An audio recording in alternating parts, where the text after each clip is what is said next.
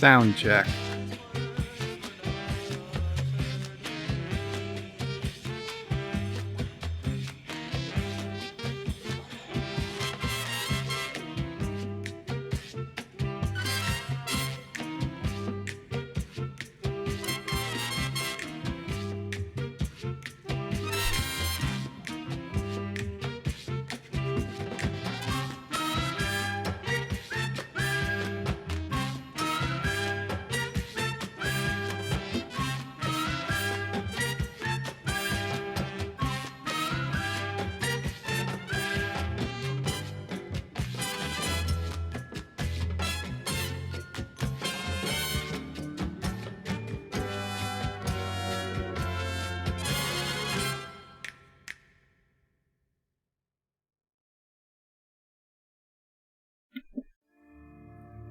Hello world, it's Birdo Prey 5, Qapla, and welcome to Star Trek Saturday.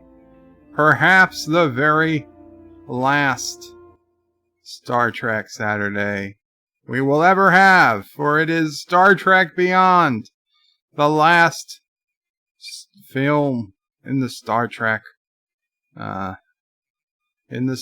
franchise, actually. Now, some would argue that Nemesis is the last film in the Star Trek franchise, and I wouldn't argue with you too much, but officially, the last film in the Star Trek franchise, for now. And, yeah, forgive me, I had hoped Anti-Trekker would have gone on a couple extra minutes just to get everything settled in. But 47 Yorktown was early and said that he'd wait for Sumo Opre. I don't even know how I'm going to explain Sumo Opre to Mom Opre, but eventually she's going to see it. Resolute Germ says hi there. Welcome, Resolute Germ. You appeared to be first after I actually went live. Thomas Potts, a very quick second, says hi. Yosef says the sound was coming in 5x5. Thank you so much, Yosef. Shronmore says, greetings, Birdo Prey, Mamo Prey, and fellow nerds. Greetings, Shronmore. And hail, Karoga.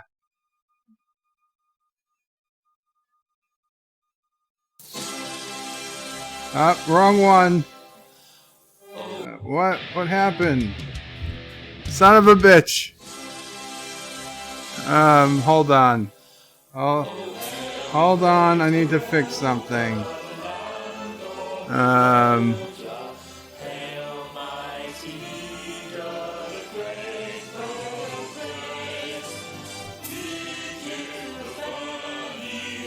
Son of a bitch.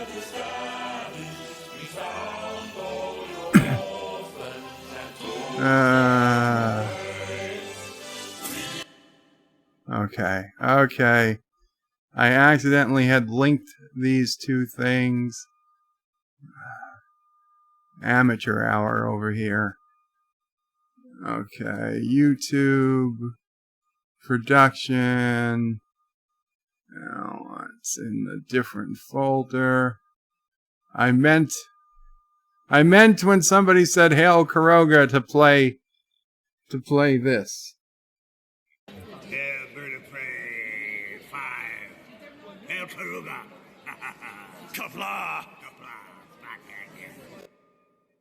I'm going to take this opportunity, however, to suggest that we all hail Karoga. That's all I'm saying. Hail Karoga, hail Birdo Prey 5. Thank you so much, Galron and Martok. It's very, very kind of you. So, I'm sorry. Had I pulled that off right, it would have gone better. But hey, first time. Sorry about that. Captain Trek says, greetings, Captain Trek. 47 Yorktown says, hello, young Buddha. Shromor says, and greetings to Sassy, chaser of Andorians, eater of Packlids, stalker of Klingons, defiler of Vulcans, and scourge of Cardassia. And again, as usual, about this time on a Saturday, Sassy is sleeping. Sassy has been acting weird. She has been refusing. She's been very hesitant to go in the kitchen lately, which is a problem because that's where her food is. Mama Praise had to bring her food bowl outside the kitchen a couple of times for her to eat, which is weird. We don't know what happened. Something must have scared her.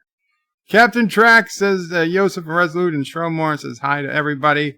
Thomas is asking beyond what? Well, beyond Star Trek, obviously.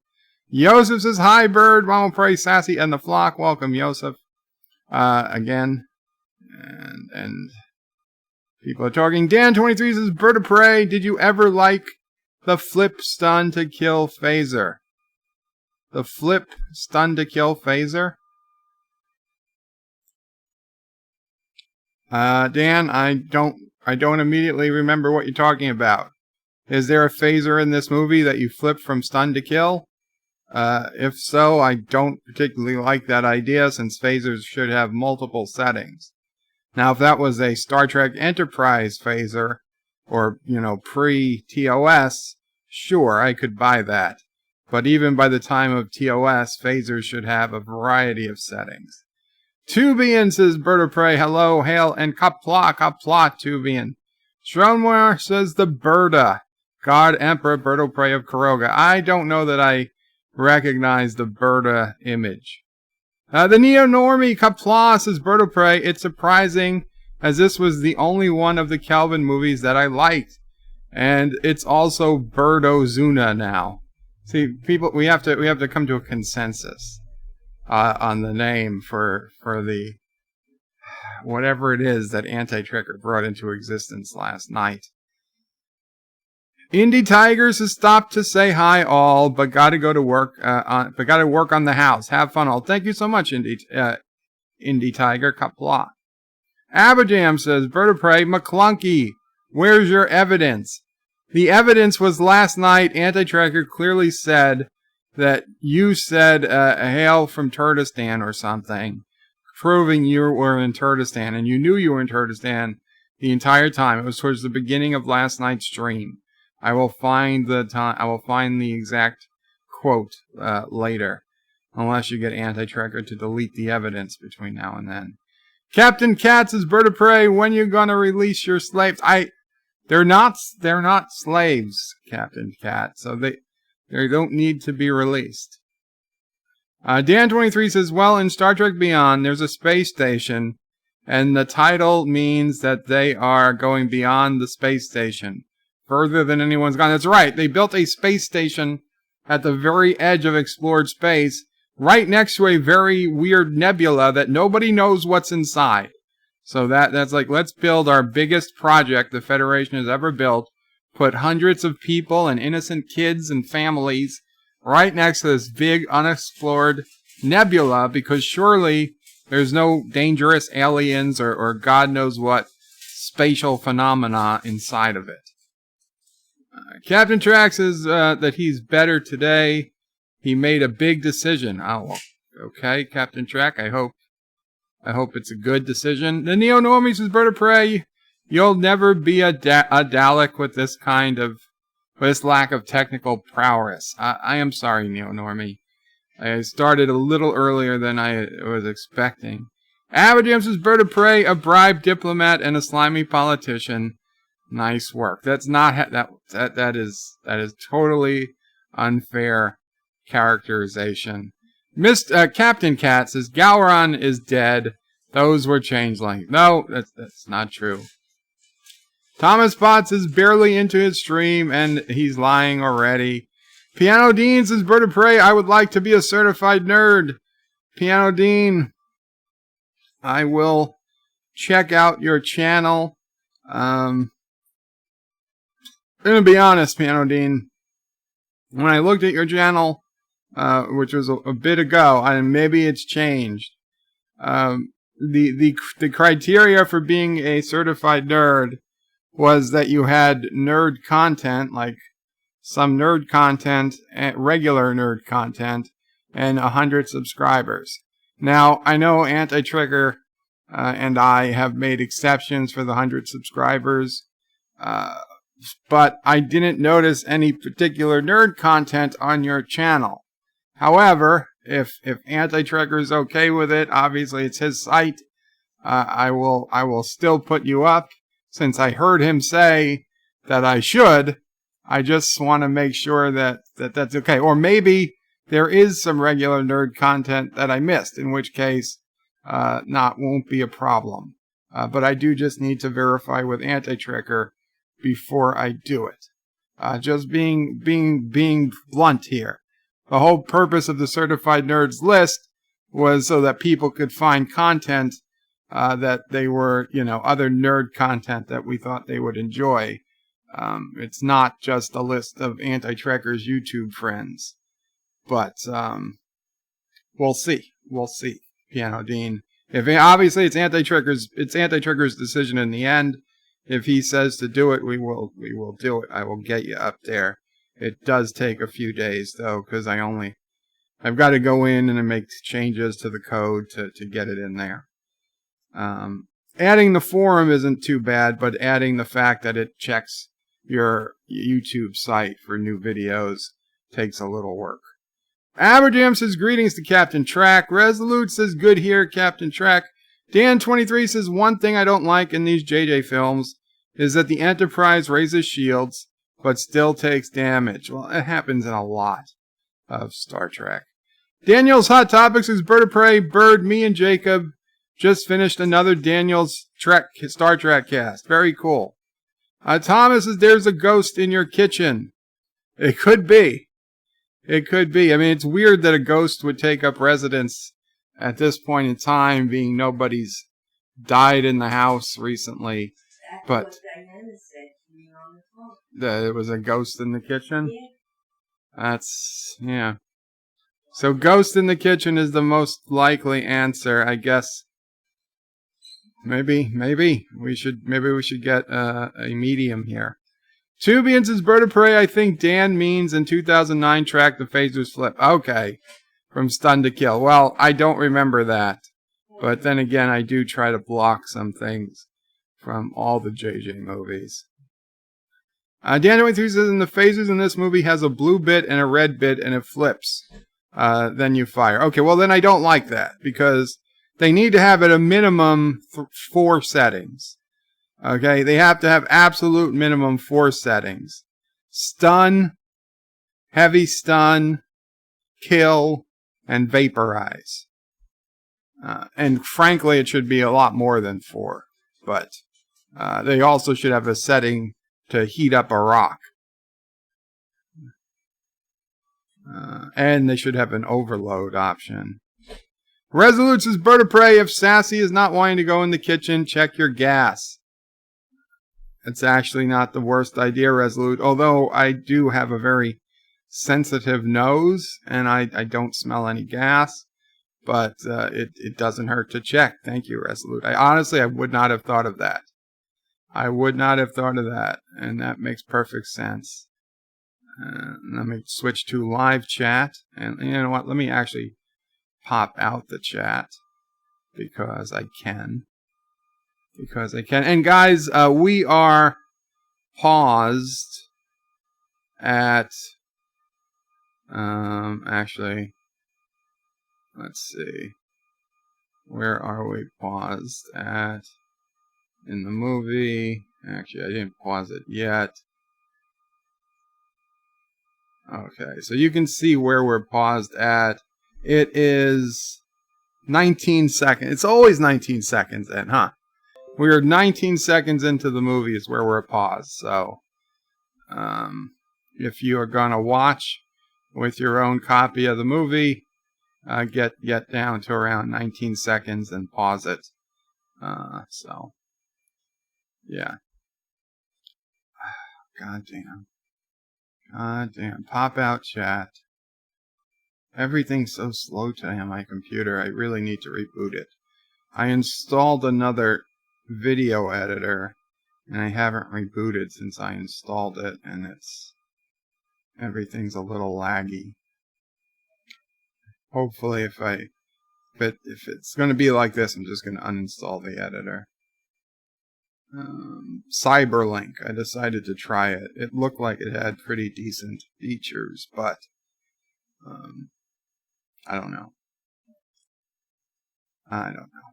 So Daniel's Hot Topics is, Bird, do you think the Kelvin cast, Chris Pine, and the rest will be in the next Star Trek movie they will start filming soon? Daniels, I don't think that there are any Star Trek movies about to film soon. Last I heard that Star Trek 4 fell apart. So I honestly don't know that there's going to be another Star Trek movie. And I don't know who would be in the cast, even if they do. I like their cast. I like their interaction. Although now that Chekhov is gone, it's kind of, I don't know what you do if you can. I don't know if I would recast Chekhov. I guess I'd have to kill him off screen, and there'd be a reason why we'd have a new person replacing Chekhov. But yeah, it just won't be the same.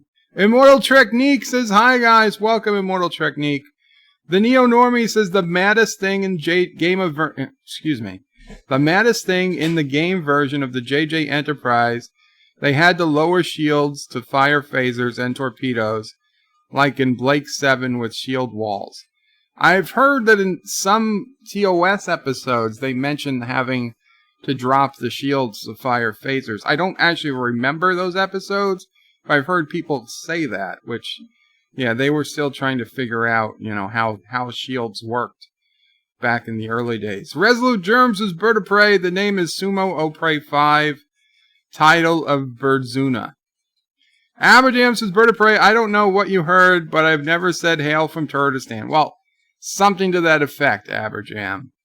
Shromore says, Bird of Prey, my dog is really not herself. I had to take her to the veterinary hospital last night, and she has to see a heart specialist next week. Oh, I'm sorry to hear that, Shromore.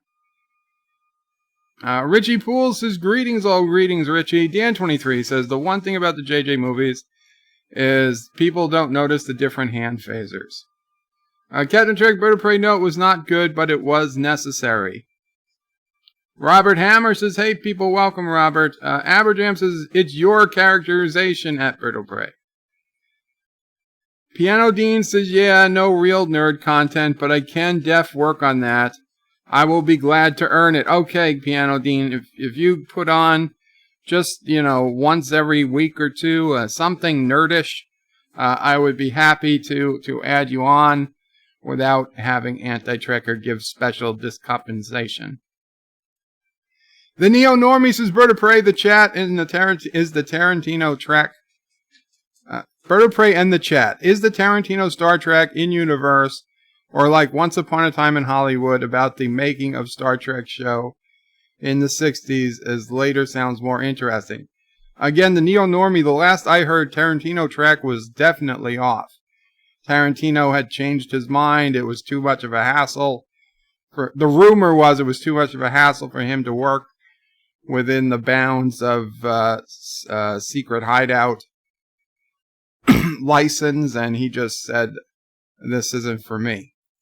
Joseph is ready for a nap. Actually, Joseph, I was napping during Anti-Trekker's stream. That's why when I first woke up, I saw you say, hey, Anti-Trekker, check that thing. So then I messaged him, and then he said that he had already talked about it. So I was like, oh, well, whatever.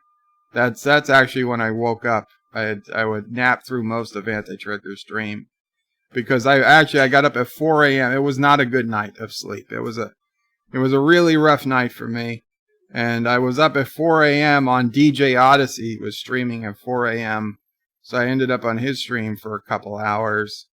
And, yeah, it's been a rough day. Robert Hammers says, is it worse than Into Darkness? He hasn't even seen Beyond. Robert Hammer, here's the thing. People are split. I personally liked Into Darkness better, but Anti-Trekker liked Beyond better. I would say it's pretty split as to which is the better movie. I do think it's shorter, which is better, I think, for everybody. At least I hope it's shorter. I haven't even checked. Yes, it is. It's just over 2 hours, but without the credits, we're probably looking at like an hour and 50 minutes, so that's not terrible. Although we should probably start soon. And again, once the movie starts, definitely use @BirdOPrey5 if you want me to read your comments. Average Jim says, Bird of Prey, what would you need to vaporize? Is dead not enough? Well, because Aberjam, they've always had vaporize as an option in Star Trek, so they should still have vaporize. The Neo-Normie says, Bird of Prey, cats and dogs can be put off by the smell of cockroaches or ultrasonic sounds, like a faulty smoke alarm or a fan that needs oiling. Yeah, and also we were told to check gas in the kitchen if they're afraid to go in the kitchen. I said I didn't smell any, but it was worth checking. Okay, well, she's in the kitchen now. Yeah, I don't know. I mean, Sassy gets very scared at things like noises, and then she'll get freaked out for a week. Like if Mama Prey accidentally bumps into something or I drop something, I don't recall any of that happening, but that could all be. Captain Cat says, oh wow, we're way behind. Piano Deans makes videos parroting Bird of Prey and his horrible country's Karoga. Resolute says Piano Dean, the making of would be great. Aberjam says I'd love to see that. Yeah, that would be a great idea. Richie Poole says a decent phaser has light stun, heavy stun, kill, heat, disrupt, vaporize, and overload, and various power levels within those settings. What would disrupt be versus... I mean, I know what a disruptor is, but I don't know what a disrupt setting on the phaser would do. All the others, I totally agree. Dan23 says phasers in Star Trek can't vaporize until some point in the 23rd century. Before that, it was a hand laser that can vaporize. The information is based on TOS. The Neo-Normie says, ironically, Viacom had the biggest copyright case against Google ever over people uploading South Park.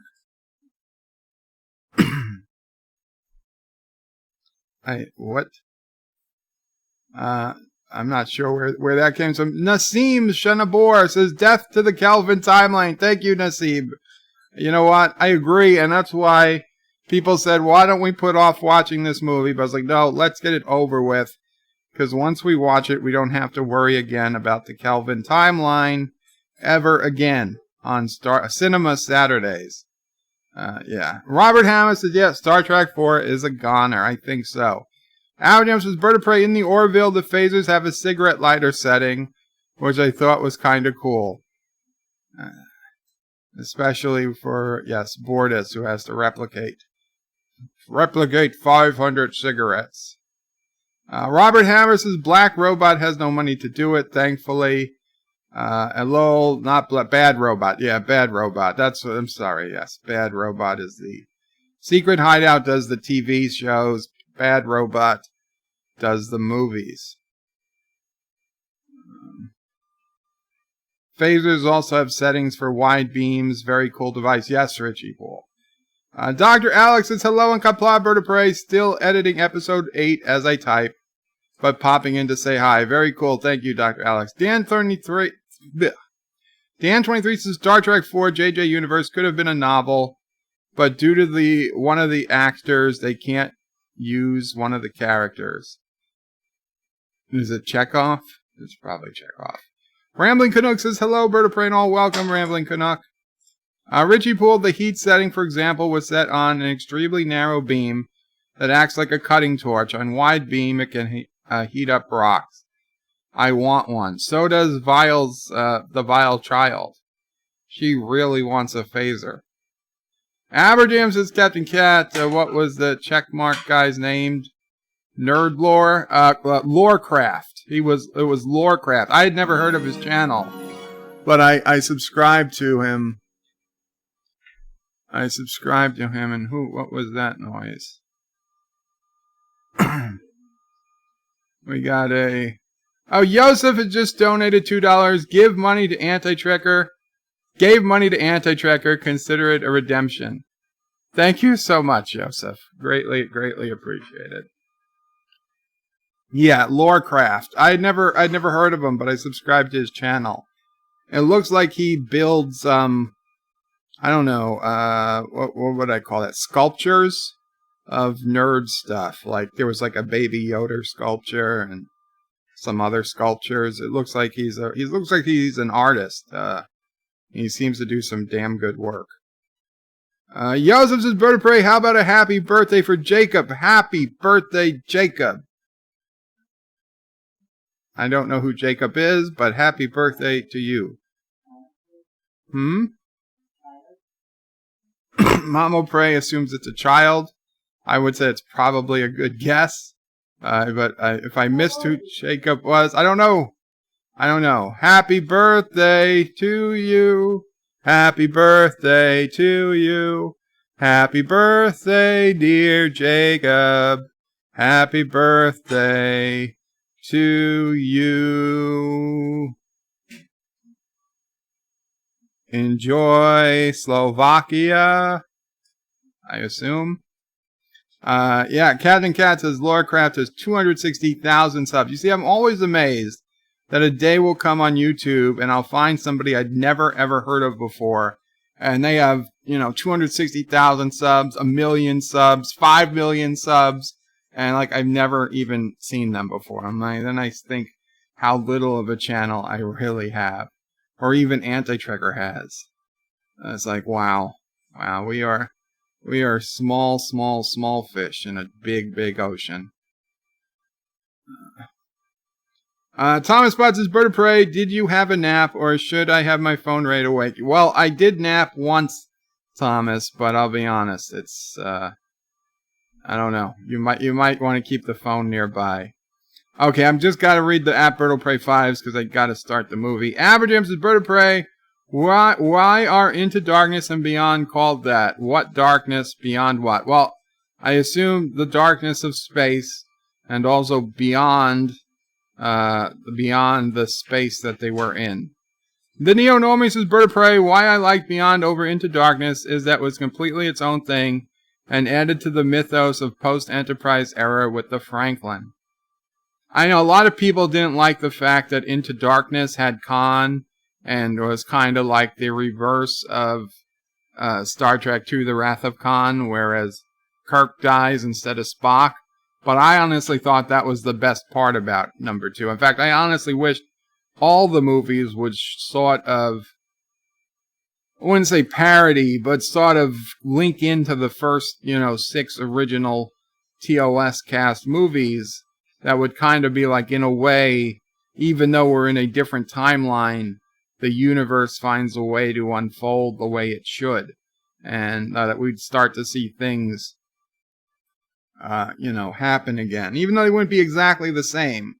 Like, when I'd hoped that in Star Trek IV, when they would go back in time, but they would come back in time to 2019 or 2020 instead of 1984. Like, that type of thing. But I guess that's not going to happen. Our Jam says, Bird of Prey, just saying it's always been in Trek doesn't explain why Vaporize has always been in Trek. Well, because you need to get rid of evidence, Aberjam. You need to vaporize it. Wesley, Bird of Prey, greetings, birds, turds, and alpacas. Greetings, Wes. The Neo-Normie says, Bird of Prey, there's a very fun Eddie Lizard about alternative phaser settings, including cramp and interest botany and water in the ear setting. I wouldn't be surprised. Number 1 sci-fi, Bird of Prey. I wish that Anti-Trekker would stop picking on you. You don't deserve it. Oh, don't worry, number 1. We take our shots at Anti-Trekker too. Like today I told him he had a booger in his nose and he actually stopped the stream to go look for it. Dr. Alex says, is Lorecraft a sort of meta Star Trek channel where they discuss the lore of Lore Reloaded Star Trek channel? No, Lorecraft is far, far larger than Lore Reloaded's channel. Rambling Canucks is Bird of Prey. Jacob is my 16-year-old son. Oh, congratulations. Oh, so then you're not in Slovakia, Jacob. Enjoy Canada. Qapla, Jacob. I heard, I was just waking up when I heard somebody ask to Anti-Trekker to say a shout out, but I had missed who it was. So, happy birthday, Jacob, in Canada, not Slovakia. I'm sorry. And Joseph says, yeah, Jacob is the son of Rambling Canuck, so enjoy Canada. Indeed. Indeed. Captain Cat says, with Bird of Prey and Rambling Canucks, need to shout out to Jacob, not a song. Give my poor ears a warning next time. You know what? I'm sorry. Rambling Canuck says, thank you all. Miss Lundell says, Qapla, and Aberdam says, Bird of Prey 5, typical Karugan. First he thought about destroying evidence. Well, what else would you use the setting for? You're absolutely right about isn't killing enough. Why do you have to vaporize? The only real reason to use it is to destroy the evidence that you killed somebody. It's kind of like a silencer, you know. Isn't killing enough, but it's better to kill with a silencer so that nobody knows that you killed anybody. Okay, guys, so I think we will start the movie because they're looking at like a 2-hour movie here. And I need to, let's see, what do I need to do? I need to turn off the sound from the computer so that you guys can't hear the sound. And we will hit play. And again, we are 19 seconds in. So if you're going to be watching with your own, go ahead and basically bring it up to the Paramount logo. It's okay, Mama Pray. Mama Pray's working on fixing something in the kitchen. That's why you're hearing noises in the background. Which is fine. And Captain Cat with a $2 super chat says, Hail Karoga, my brother. Thank you, Captain Cat.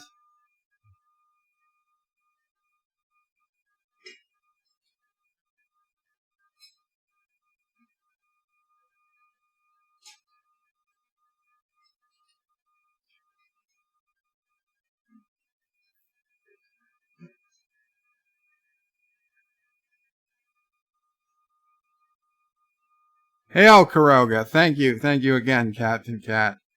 Mr. Captain says, how's the GAC? The GAC? I don't know what that is. Number one sci-fi says, Bird of Prey have a bad feeling about the Enterprise in Star Trek Beyond. I agree. Even with the phaser set to vaporize, no turtle standing will go quietly, says Schrodmore. And Thomas says, Bird of Prey, tell Mama Prey, beat that kitchen ghost up. She's not beating up the kitchen ghost. Okay, so we have a garbage can that pulls out from under the kitchen counter, and it's on, it needs bearings, and it's on obviously there's a slide in there, so it pulls out. And apparently the screw got loose and the whole thing fell apart a few weeks ago. Mama Prey got 90% of it back together, but there was one screw missing that she couldn't get, and she couldn't find the right screw in the house. So she ended up having to order one screw of a specific size, and it came in today, so now she's trying to fix it herself. And it's just at the end reach of how far she can reach in, because, Mama Prey is not the tallest person. And she has to literally pull herself into the kitchen cabinet to get to it. So hopefully she can get it. Aberdam says Jacob is pronounced Yakov. Is it? If it's Yakov, then I apologize, Yakov. Happy birthday. But I had no idea. Anyway. So, guys, we're going to hit play in 5, 4, 3, 2, 1. And we are playing. And after the Paramount logo, we got a burning sun. And what's this? What is this? Skydance. Skydance Entertainment. Okay. And Huhinaya? Wow, there's a lot of different production studios on this. And, of course, Bad Robot. And let's see.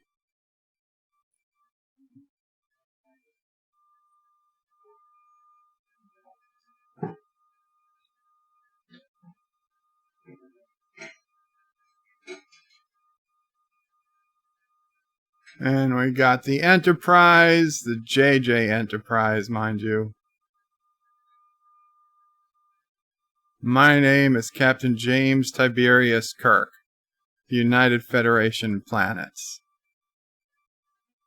Brings a message of goodwill to the esteemed members of the Tanaxi.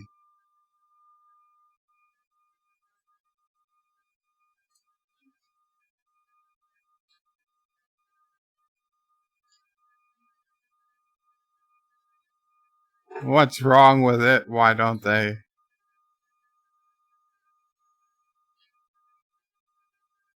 This is a piece of an ancient weapon.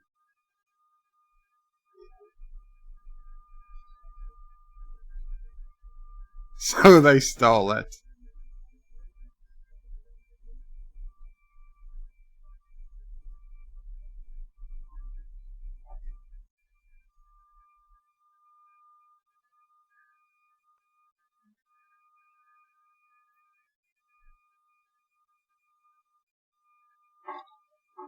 They want to chop us into pieces and roast us into a fire. Man, this is funnier. Oh my god. To see Picard. To see Kirk take up that stance when you see how tiny these guys are. Like, he doesn't know. Like, he doesn't know they're 8 inches tall before he beams down.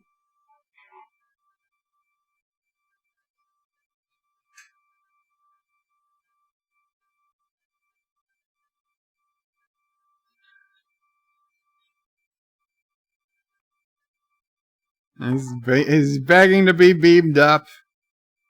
Scotty says there's quite a bit of surface interference.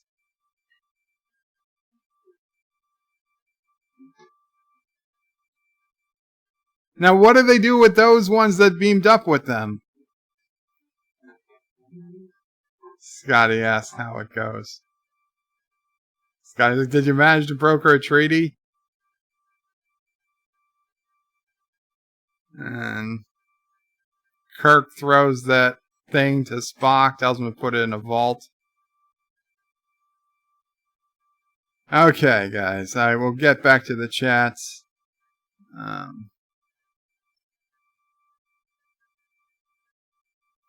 Captain's log, stardate, whatever.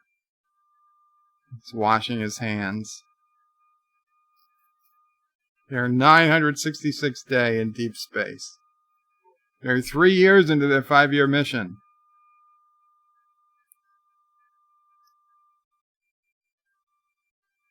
See, why would you have a closet with all the same?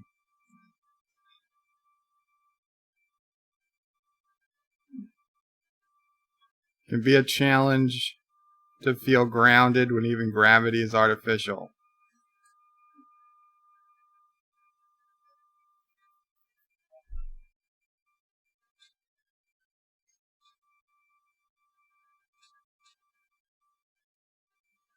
Aw.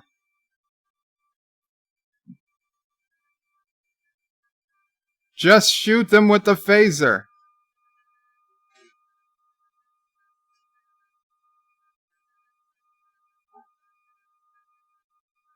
Anyway. Oh, Gawk! Gawk is G-A-G-H. To be in. That's why. Gawk. Gawk is best served live, by the way. Yes. Poor Chekhov. Average says Bird of Prey, 2-on-2, messing up the super chat. Second one had no sound. There was no sound on that one? Well, now I've got the sound off, so there's not going to be sound. That's weird. So, the Yorktown is the newest, most advanced starbase. How can you be on a mission to deep space and then there still be a starbase right by it? I'm aware. Yes, Gok is a delicacy. Aberjam says, Bird of Prey, just put the tip in, that'll work. Yosef says, WD-40 or duct tape will fix everything.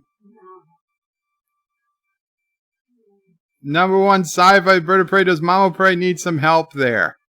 We always need help, number one. The Neo-Normies says, Bird of Prey, see MacGyver could use a chopstick and glue.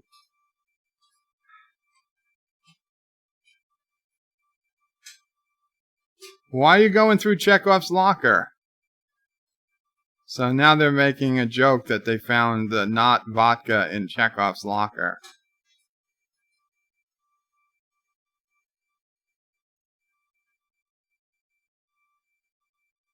I don't like celebrating his birthday because it's the day his father died.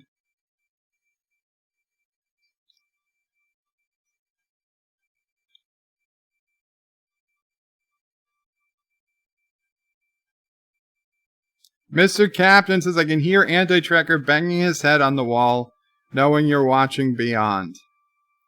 The Captain says, Bird of Prey, turns off sound, repeats dialogue word for word. Well, I gotta say something. Captain Daniel's Hot Topics is cool movie. Daniels, don't change, Daniels. You giving everything 9s and 10s. Good for you, man. I wish I could. I wish I could be so happy. The Neo-Normies says, Bird of Prey, is the Enterprise interior better than the Discovery one? As Discovery bridges are like a bad sandbox game, massive space with nothing in it. I will tell you the interior of the Enterprise I like better on the JJ Trek. But the exterior of the Enterprise I like 1,000,000,000 times better on Discovery. Now, granted, the original TOS had the best exterior, but second to TOS, and then, well, second to TOS is the TOS movies. Then third would be the Discovery Enterprise, and way, way, way, way behind in fourth place is the JJ Enterprise. The JJ Enterprise actually disgusts me at times.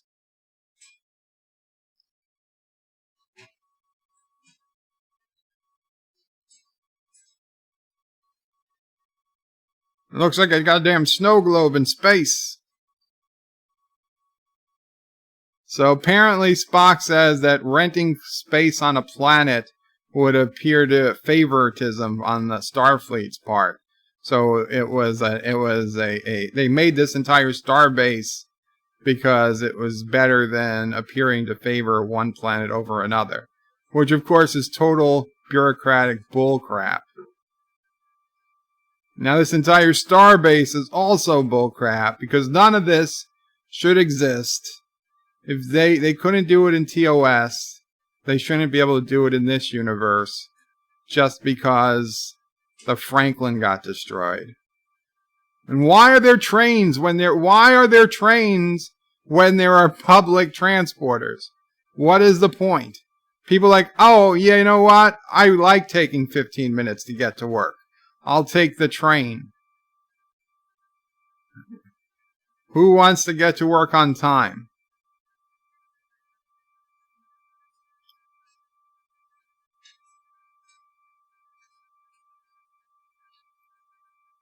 That's very safe. Having the vacuum of space, just a single layer away from the entire population. I do like that extended out.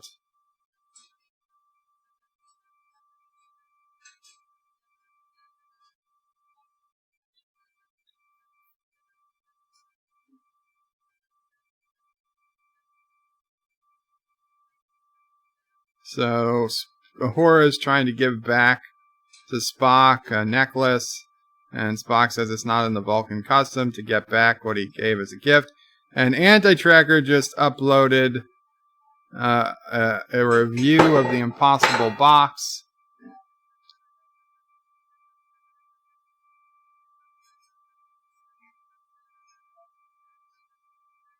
McCoy says, you know, Spock, if an Earth girl says it's me, not you, it's definitely you.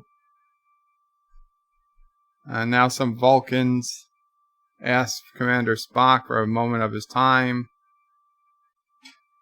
And here is the makes this movie oh so woke. Oh, Sulu's gay. Sulu's gay. And they have a daughter. Okay, now that's it. How? It's so woke. Oh, that's it? That's the only 2 seconds of the movie? Okay, so Spock finds out that old Spock died. And even though there's only about 10,000 Vulcans in the entire galaxy, they decided to put some on this flimsy snow globe space station. 2300.06 to 2263.02.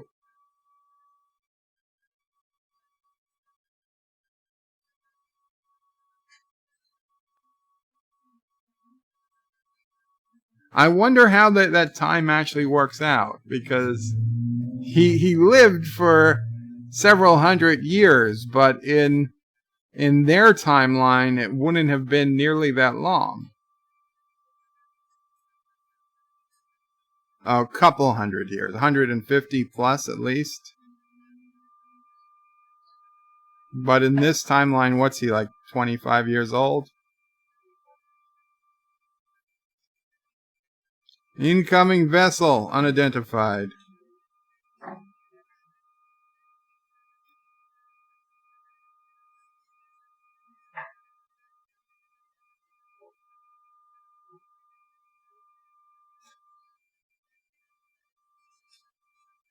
An alien in an unidentified vessel.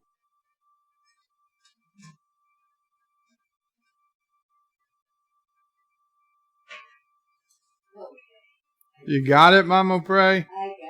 Another victory for the great Mamo Prey. No, I just have to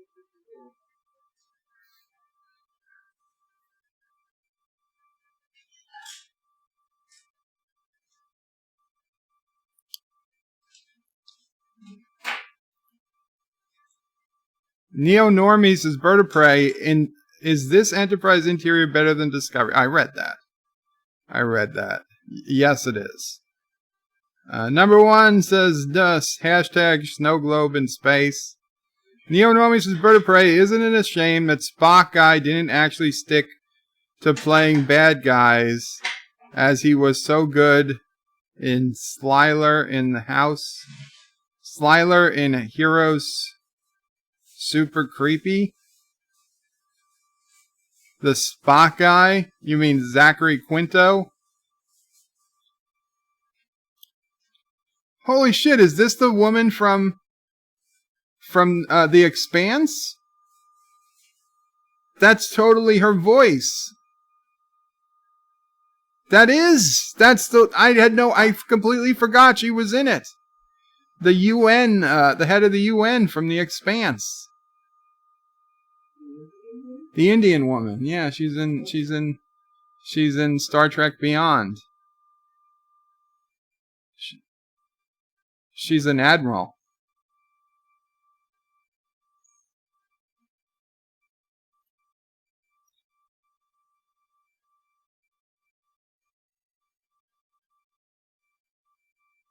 Actor, we are at 15:12. So 15:20 in 5 seconds. Beep. So, yeah, he was offered a promotion. They'll discuss it when he returns. Number 1 sci-fi Bird of Prey. Who knew? Oh, and Spock and Kirk tried to speak at the same time.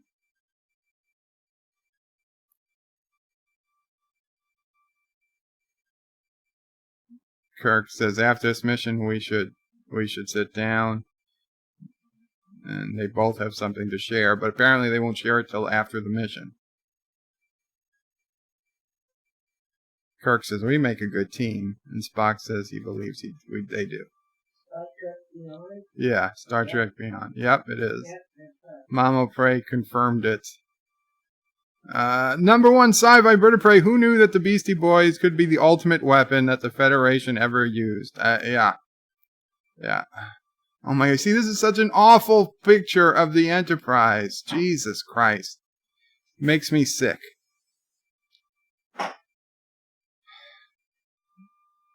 The Yorktown just dies, not look safe or defensible. Yeah. So, Kirk has to rescue a crew stranded on a planet.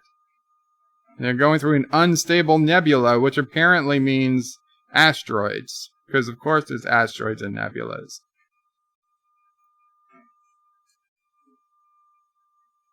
Schroenmore says, gotta go. Take care, bird of prey and fellow nerds. May you all get to heaven a half hour before the devil knows you're dead. Thank you, Schroenmore. Actor says bird of prey, Avasala. I can't pronounce the name, but thank you. Tiana's Hot Topics says bird of prey. The Indian Admiral lady is also in X-Men 3 The Last Stand. Captain Redneck says, hola, señorita. That's true, Tiana's Hot Topics. She got killed by the scary porcupine guy. Welcome, Captain Redneck. So, yeah, the Enterprise is flying through the nebula. The alien woman with the weird voice is talking. Oh my God, this Enterprise, it's so ugly with those nacelles. I wish they would remaster it and just put in the correct Enterprise. Class M planet, was that a surprise? How can it be a Class M planet with no life forms on the surface?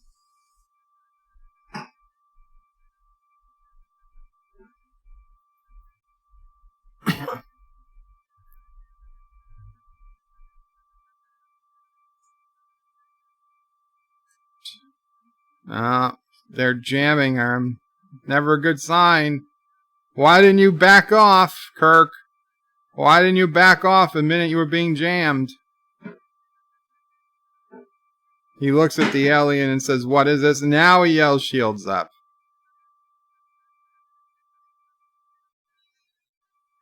Thousands of these little things are attacking them. They're firing. What are you firing torpedoes at? Yeah. They're shooting a cloud. Why don't you warp out of there? I don't understand. Are shields up or not? Because they're the shields. These things just seem to go right through the shields. Oh, so shields are inoperable because they took out the deflector dish. Now they're moving out. Captain Kirk, I find your leadership highly suspect. The lever's not doing anything. Now you need warp. The nacelles, they're gone. Jesus Christ. You know what? It looks better. It looks better.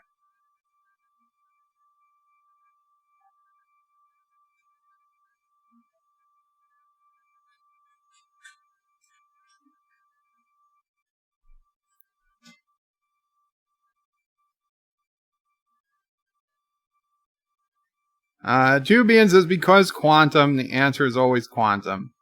The Neo-Normie says, bird of prey, a nebula is a proto-solar system, or multiple like the Eagle Nebula. 112 billion years, the Earth was a nebula as dust and rocks and ice and glass. I thought a nebula happens after a supernova. And Actor says, nebulas are so thin, you wouldn't even notice you were being in one. But in Star Trek, we have a long history of nebulas not being thin. Them being, the Matari Nebula. So I'm not going to fault them for being noticeably inside a nebula. I can't, otherwise I'd have to fault every nebula in all of Star Trek. But I don't think we've seen asteroids in nebulas in Star Trek before.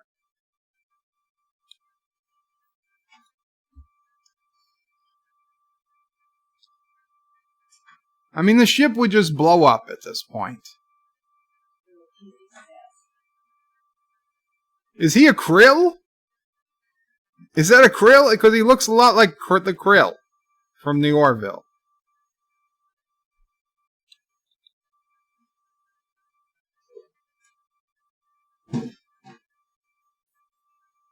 Of course, Bones and Spock make a great team.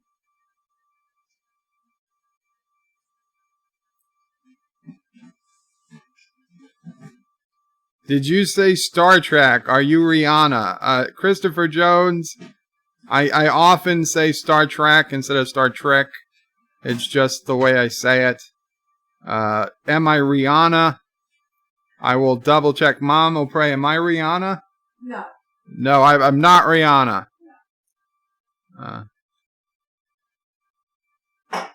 It's a bird Karogan pronunciation, Hector.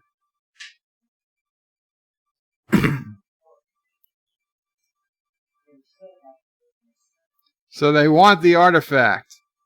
Just give it to them. Sulu has the con! Sorry, I had to do it. Birdo Rihanna 5. I would be much richer, Captain Redneck. I mean, I don't know what it's like about the gender and race change, but I would deal.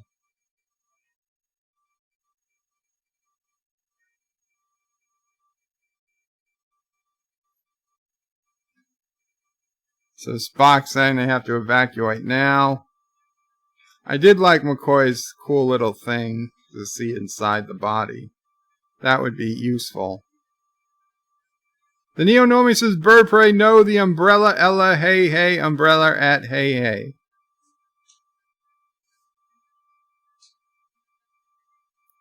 That's a krill.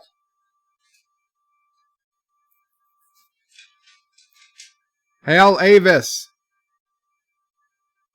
Avis tries harder.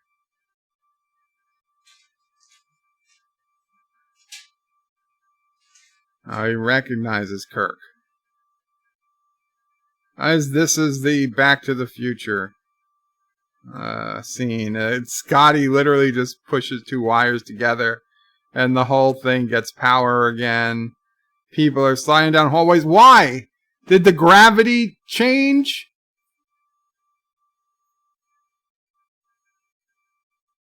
Maximum impulse towards the nebula. You're inside the nebula.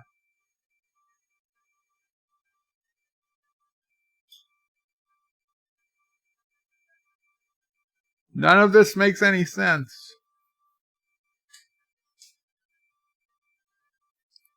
Crawl, the ship is turning back. Cut its throat.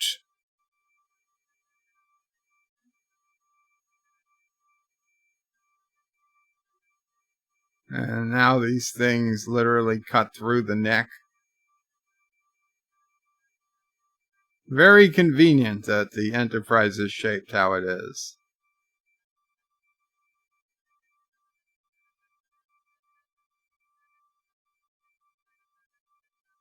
Oh, so I guess the saucer can separate.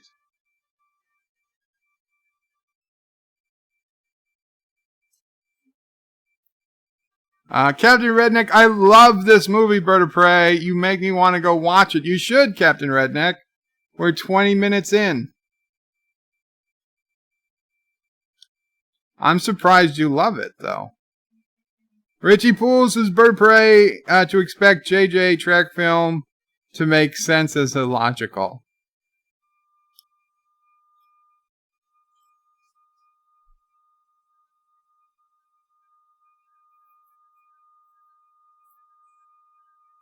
We are losing inertial dampeners. Structural integrity is at 18%. And falling, Kirk says to abandon ship. What ship? The ship is in pieces.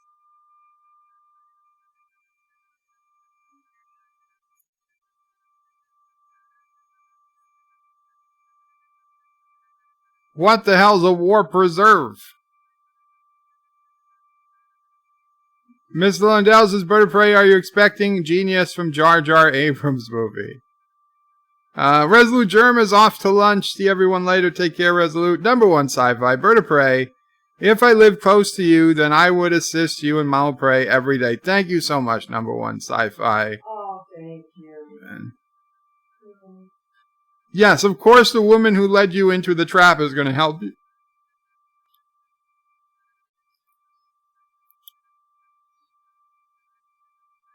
When I tried to say in the concert, everything was back. You were about to say it, or? I said, I am proud to you. Oh, you are proud. Mama Prey is proud to say, mission accomplished. I really thought I was going to have to call. Everything's back. She really thought this was going to be the one that was going to make us call a handyman. Bones says, my God, Spock, they're taking the crew.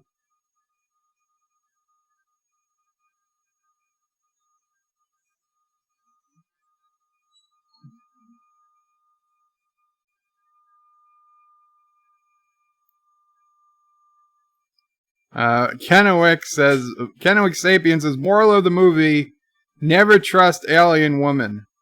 By the way, Kennewick, I don't know if you're having an issue on JUOT, but one of my mods said that something about forgetting your password or something. If you need any help on the forum, just let me know. Because I honestly I don't visit the forum all that often anymore. I just noticed somebody posted it in the mods section. They might have a completely different person. I'm not sure, but I thought they said your name.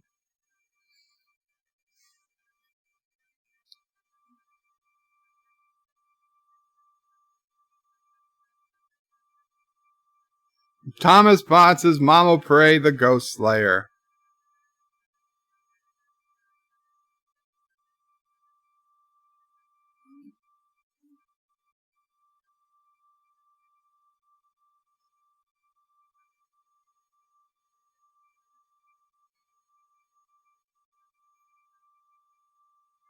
So they've separated the saucer.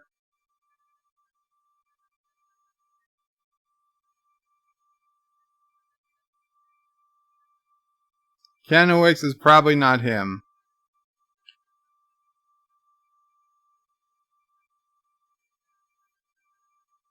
Yeah, though he's the only one who posts there. That's a hint. Well, there are regular posters on JUOT. Just you're the only one who seems to have come over from YouTube.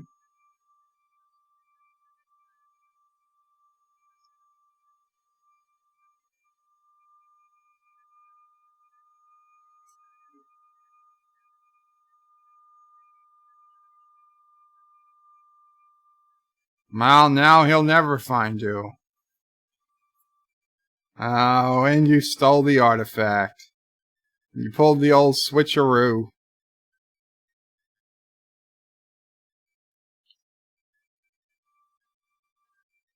Evil's engines drawing power from auxiliary. Uh-oh.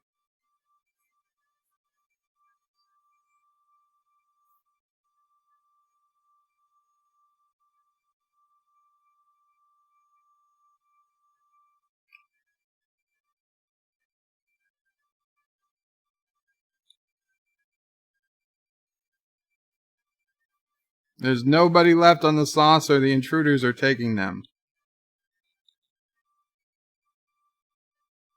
Are they not on the saucer themselves?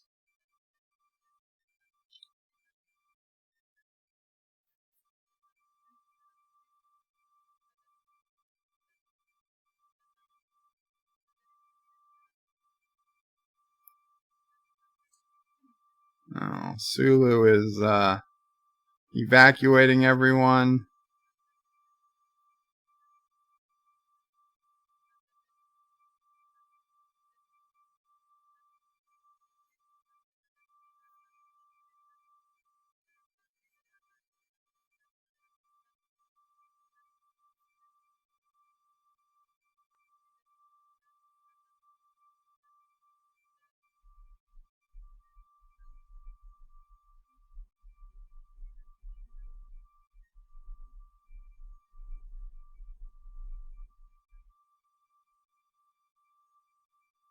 Still evacuating as they're falling through the atmosphere. Oh wow, we just had a power surge at the house. Is internet still working? Let's see. Yes, I guess you guys can still...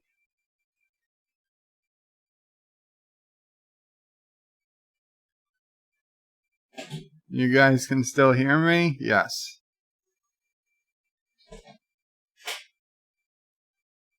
Did something happen outside, Mama Pray?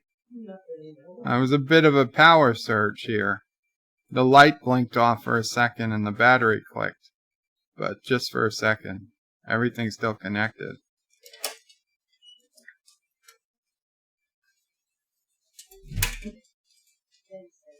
Thank you, Mr. Londell.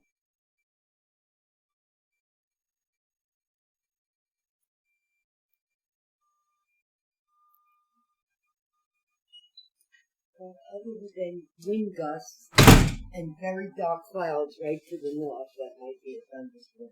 Very dark clouds to the north. Yeah. Wow. Yeah. Scotty, no! Oh, you poor Scotty. He made it. I thought he was gonna die.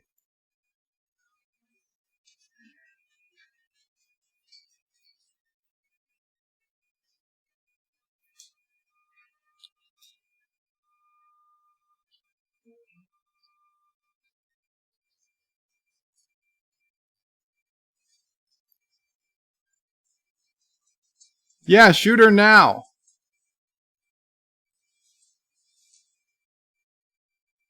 Kill her. Kill her.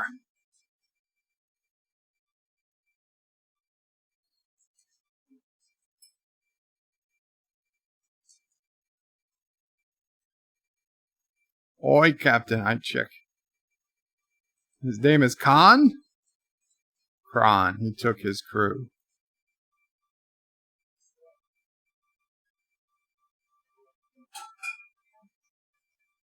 There's a small craft advisory out.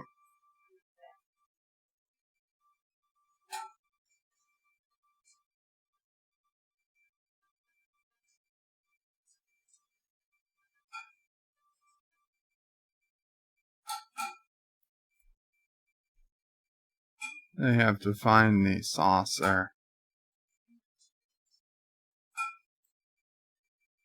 She was only protecting her crew. Bullshit, lady.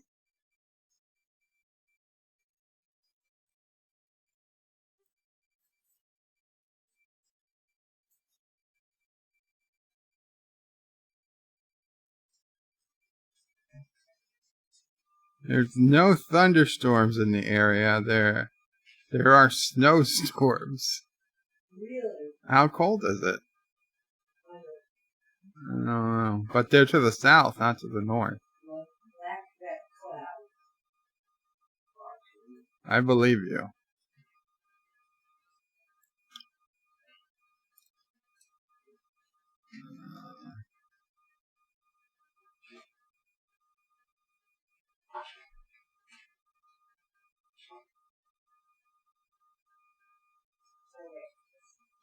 We're escaping. They're escaping. Search for the captain. What is your name? Zahora. How do you know our language? He knows your kind. Lieutenant Naoto Uhura.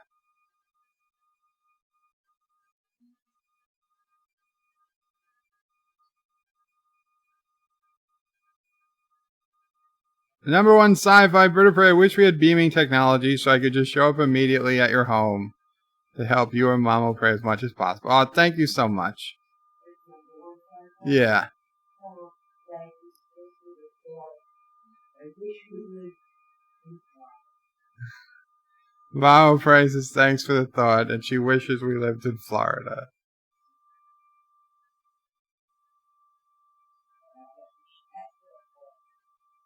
But not when there's hurricanes, then you don't wish it. Right? No, there's evacuation. Yeah, evacuating would be tough. Your Kindle? My Kindle, who's going to Did you put it under the garbage can? Oh, God, no. I put it down before it started. I'm waiting for the delivery. Okay. I'll put the cameras up on the TV.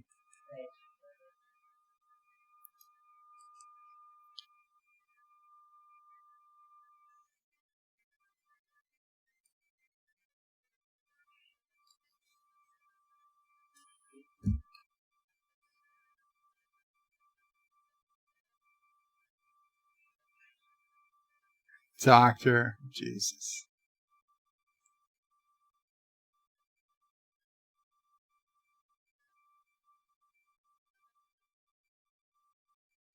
McCoy says, if I can't take this out, you're going to die. If I take it out and I can't stop the bleeding, you're going to die.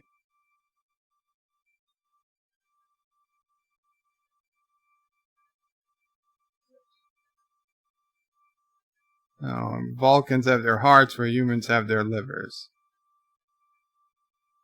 And where do Vulcans have their livers?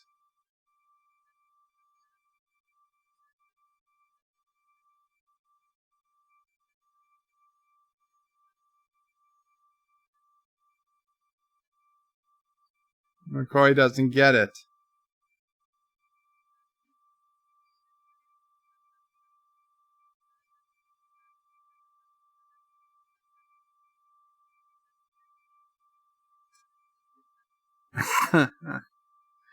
McCoy says, I think you just managed to insult me twice. The old-fashioned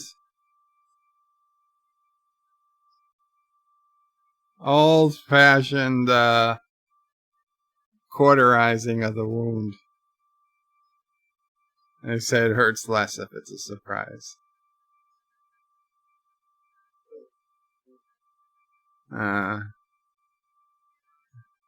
And there's that cursing. It's a nice forest, anyway. I like the planet. I didn't mind having a cabin.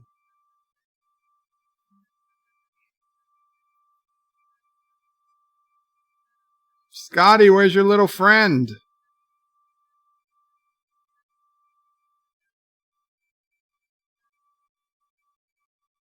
Aw, communicator just popped off.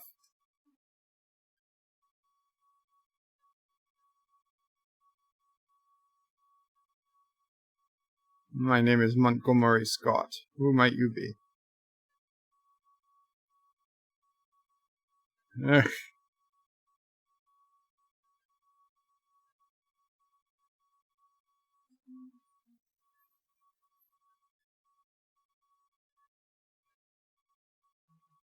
Oh, and the badass woman comes.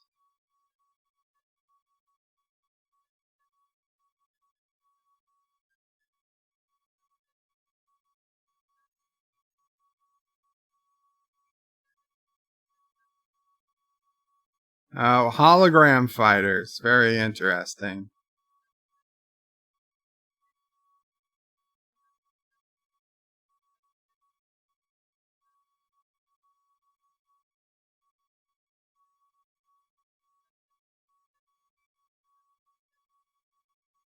We certainly showed them a Lassie.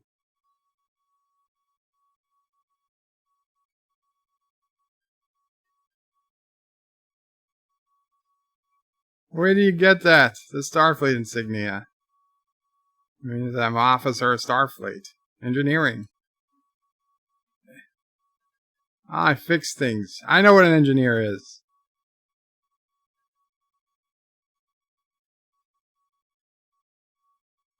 The Neo-Normies is bird of prey, as we see in Star Trek VI.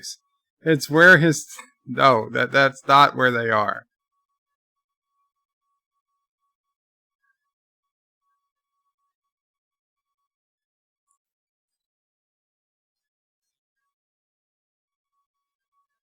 They've fallen from the sky. Like me and you. Welcome, Joe Lau.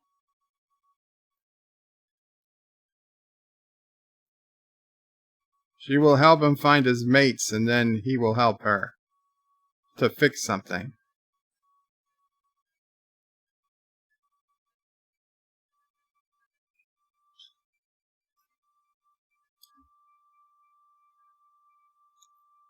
She is Jayla. He is Scotty. Montgomery Scotty.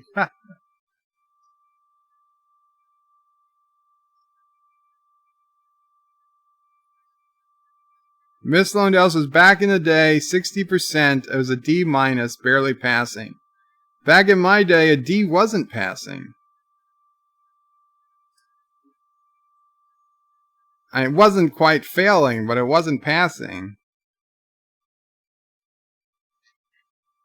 The Enterprise. We won't have power to the bridge, Captain.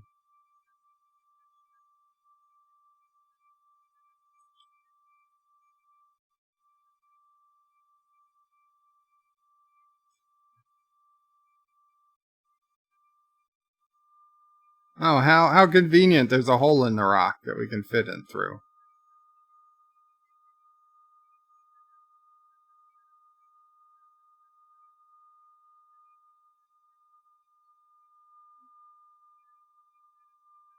Why would you go into the cave? Like the cave of Mount Doom. Why? Oh, well, wasn't that convenient?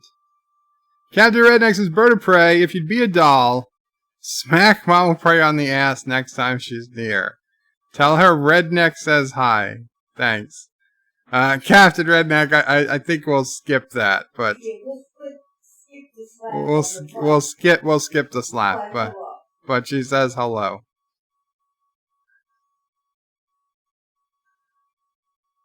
Captain.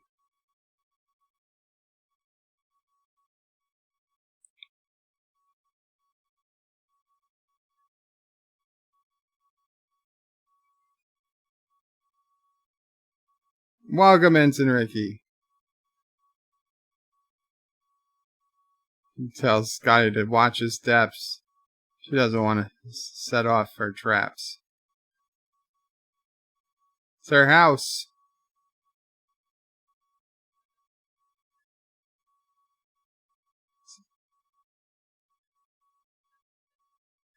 No, it's a ship.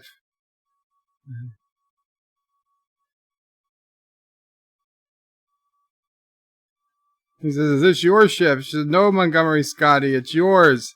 It's the USS Franklin. Oh my God, Starfleet Registry NX326.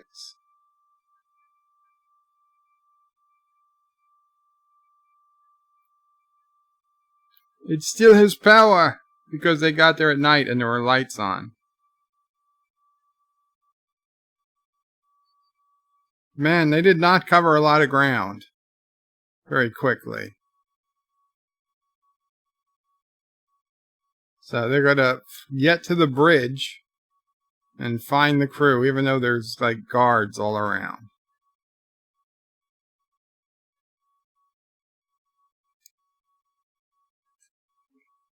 Yosef says my name was almost on Mom's hit list for a way smaller remark. Yeah, but Mom still has rum, so. Yosef's.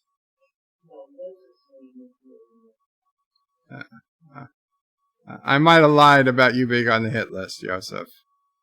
Tron McKnight Qapla says, imagine that it was the TOS Enterprise Scotty discovered and not the Franklin. That would have been a game changer.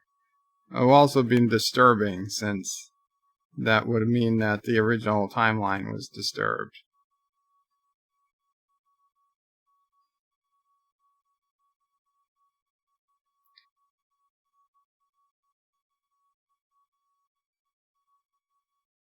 Oh, there's the little dude. They've already determined the guard rotations.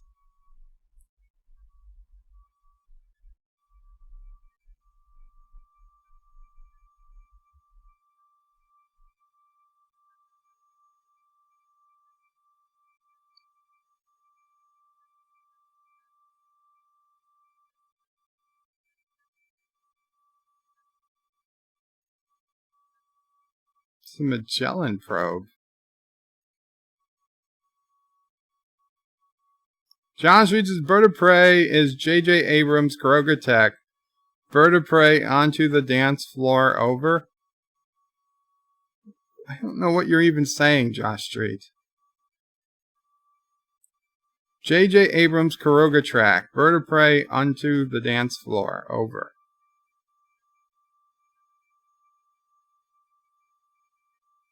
Zap Routzer says they shouldn't have given away the old chip in the trailers. Zero surprise. Yeah. It's always a balance. How much do you give away versus how much not to give away? Ensign Ricky, they want you to dance. Well, I'm not going to put up the dance in the middle of the movie. But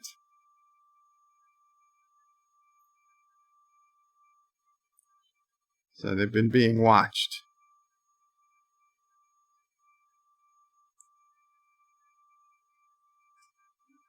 John Street, so Trek is now Tech.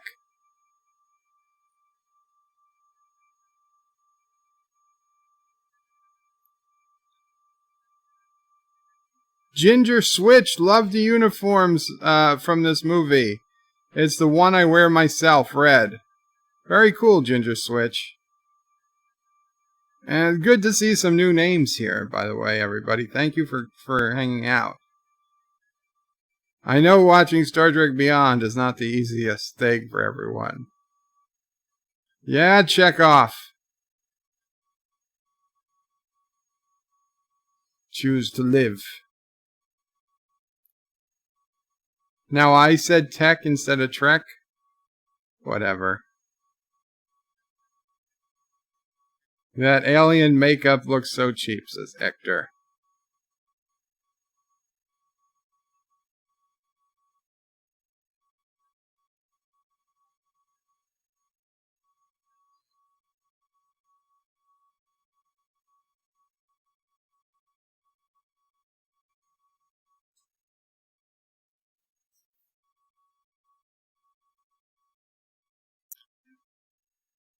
Yosef tells Ginger Switch, welcome to the craziest channel on the internet.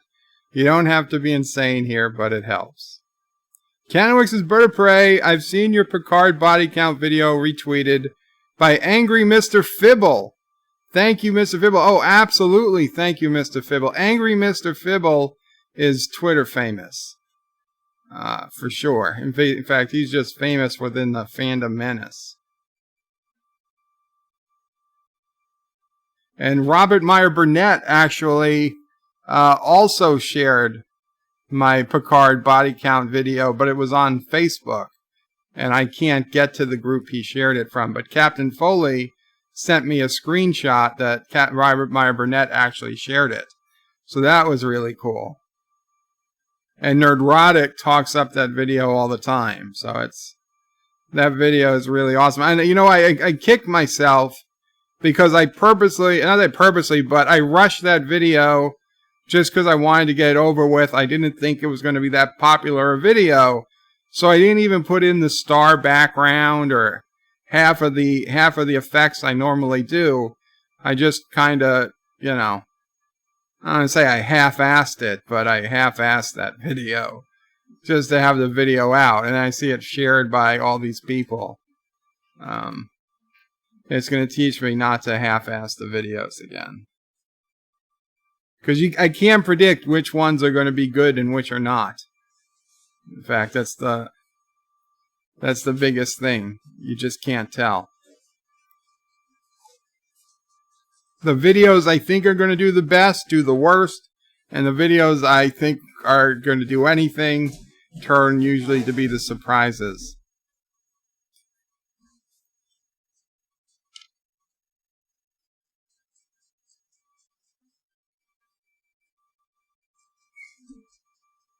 Joe Lau says, run. Actually, the food delivery that Mama Prey was waiting for is here, but it's coming through the side door, so it shouldn't be much of a distraction, hopefully. Although Sassy may start barking. Because Sassy's got to go. Sassy's got to go behind the gate so she doesn't run outside.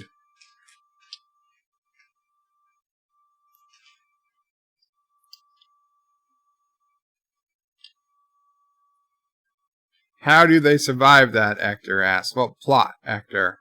Plot is the most powerful defense. Better than shields. Better than Kevlar. Better than bubble wrap. Plot.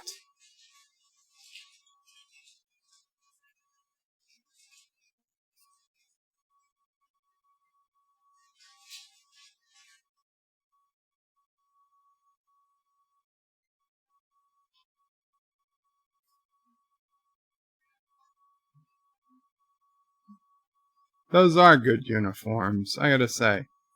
John Street says, Bird of Prey, I'm sorry I forgot Taroga Trek. Bird of Prey onto the dance floor was last Saturday. This is Karoga Tech, the bird beyond the she-male. Wow.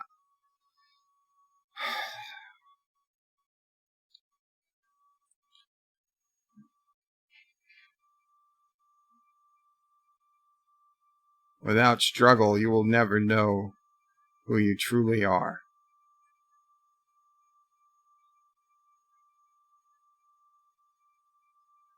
The distress signal you thought you sent. Coordinates were altered.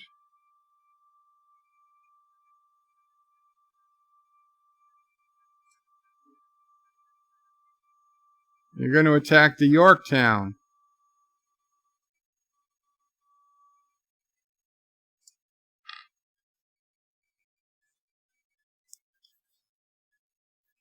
Ahura says, you're wrong, there's strength and unity.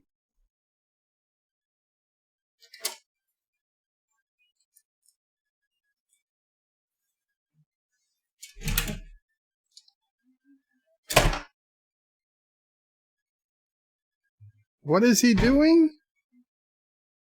Sucking like life energy out of people? Aw, Sassy, it's okay.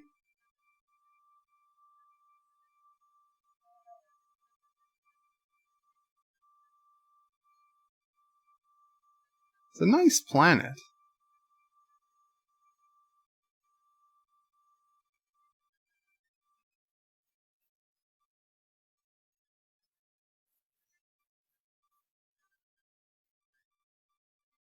Hector, it's a space vampire. The Wraith from Stargate Atlantis, yeah. Spock's gonna say why a horror in him. Parted ways. Oh, so Spock says that because Vulcan was destroyed,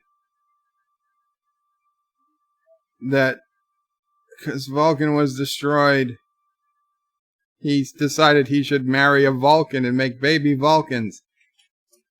Even though he's half human, maybe no Vulcan wants to make with him. Oh, and then he found out Ambassador Spock died. It probably feels like a very older version of yourself died.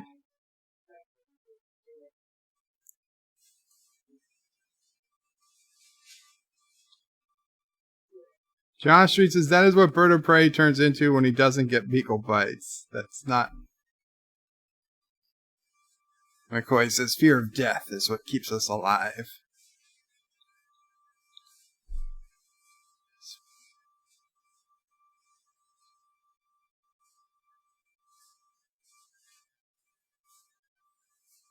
Nah, Spock's going to redirect his efforts to continue his work on New Vulcan.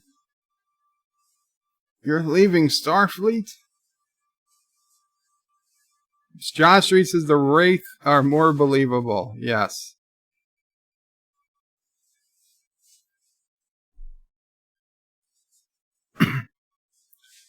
Kirk is not going to like that. McCoy says he doesn't know what he'll do without him. McCoy said he'll throw a party, but Jim... Canoic says the Wraith are good villains. I hated the Wraith. The Wraith were my least favorite part about Stargate Atlantis.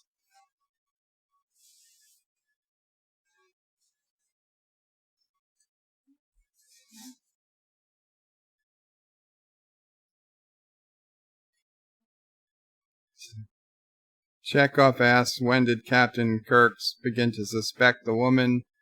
He says, not soon enough.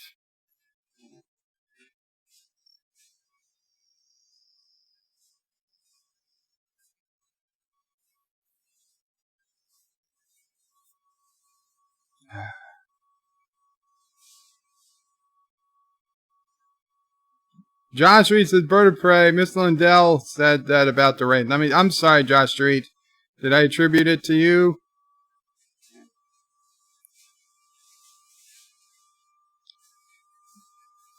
Captain Redneck says, Immortal Technique, Kirk was born in Riverside, Iowa, but not in this movie, he wasn't. And Redneck says, I think Iowa is on Earth. But again, not in this movie. Or this universe. Uh-oh. Shut off the music. Somebody set off one of her traps.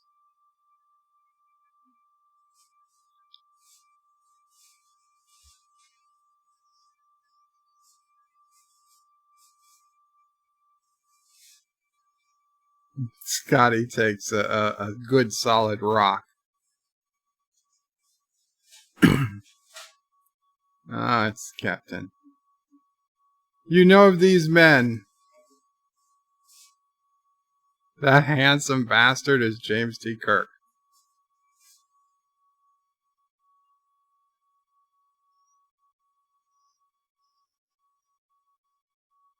Oh yeah, that was safe.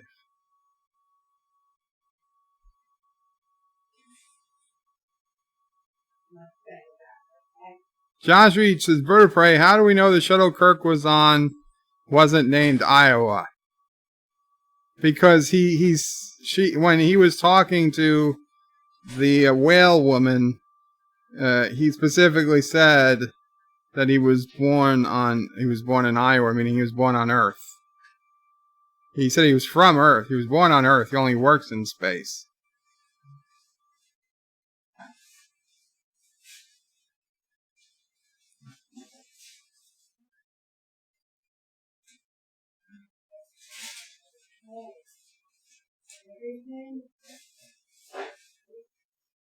It's the USS Franklin. The first Earth ship capable of Warp 4. Which really makes first ship capable of Warp 5 seem like not that big a deal.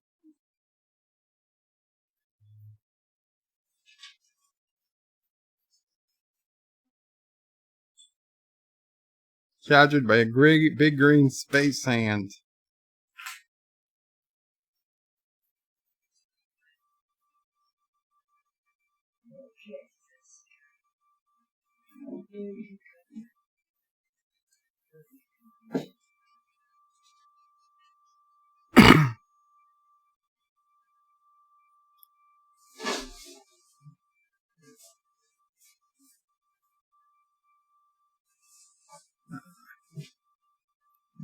John Street says not Prime Kirk, this Kirk. Well, because that doesn't make any sense. Joseph says this Kirk was born in space. Obviously, he was born in space.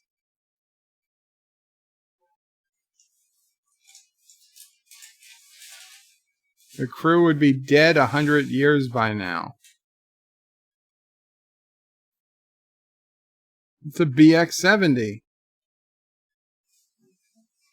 Oh, a motorcycle.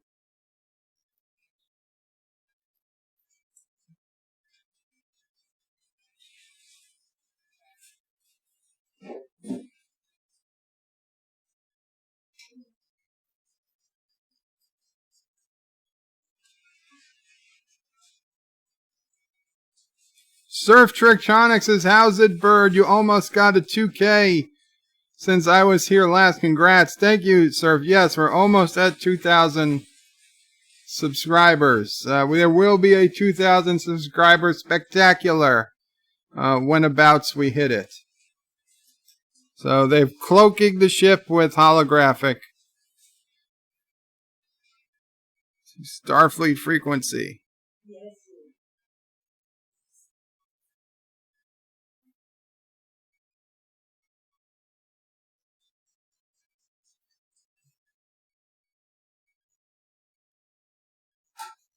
Scotty has an idea, but he needs permission because if he messes it up, he doesn't want it to be just his fault.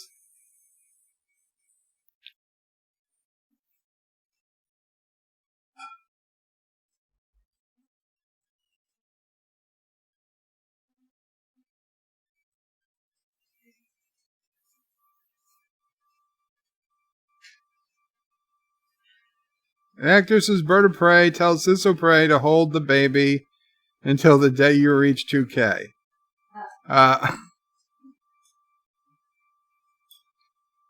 With any luck, I will hit 2K before she has the baby. what? But you never know. You never know.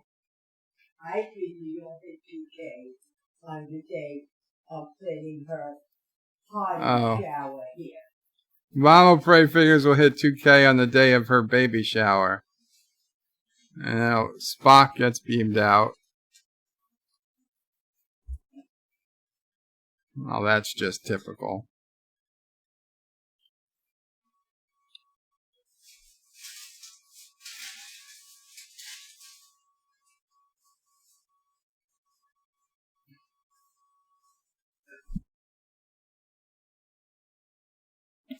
He feels like his innards have been through a barn dance.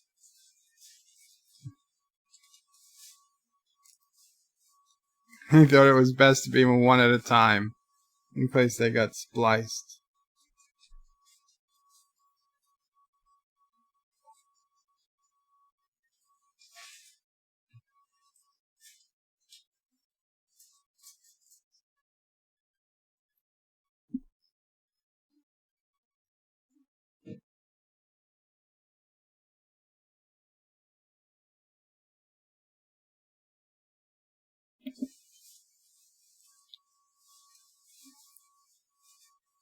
Kirk is asking Spock how to get out of it.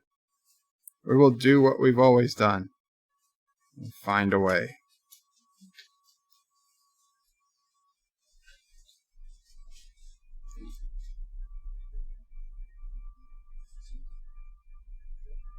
These things are from the Dark Ages? Hardly.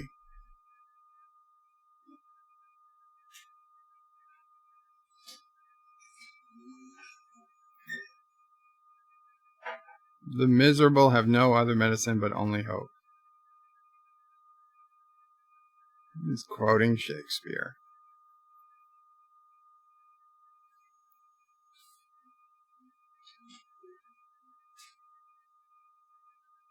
They searched the wreckage. He must have hidden it elsewhere. They searched the entire wreckage.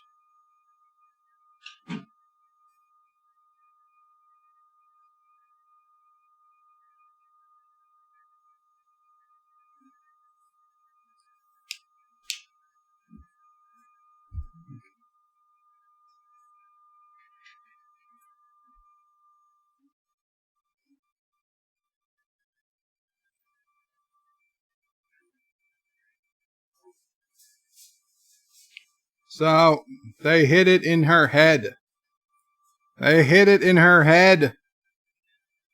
Genius kind of place.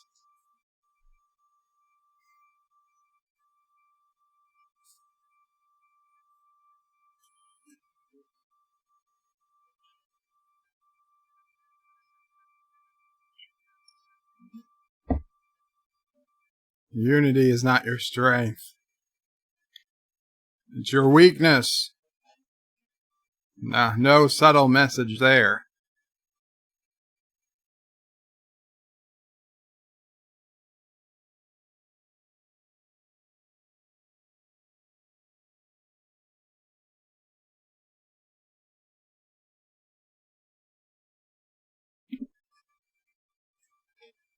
Joseph's Bird of Prey, still waiting for the poll for next week's movie. Or did you decide? Joseph, next week we're going to do Ghostbusters. The original Ghostbusters. After that, I will put up a poll.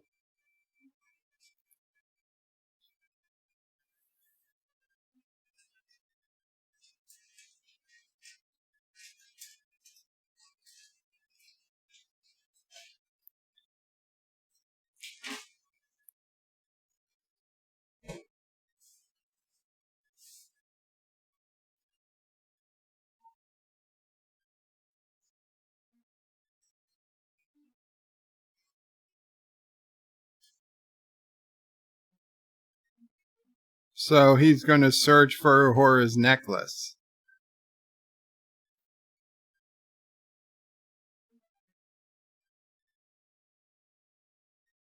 She gave Hora radioactive jewelry.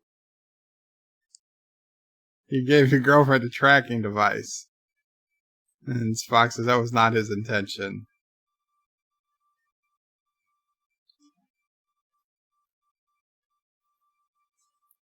Josh reads, so you're watching 70 Ghostbusters since you said the original. If that's what you want to watch, Josh Street, you should bring that up. But oh,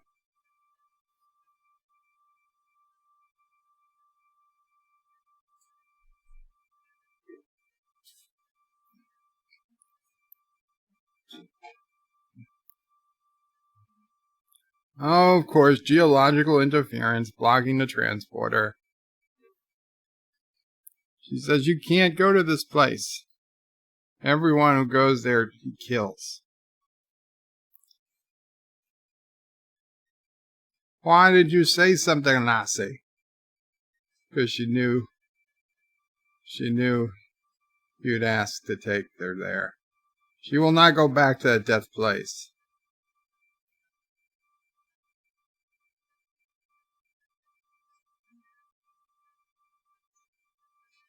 Says if you choose to do this, you're on your own. Kirk says let her go, and Scotty says she's lost people too. Actor says Bird of Prey, thousands of Krogan orphans are very easy to track. Kyochi Pools says Bird of Prey, do you need to do a watch party for Dark Star? It's a cult classic. You need to do a watch party for Dark Star. I've never heard of it.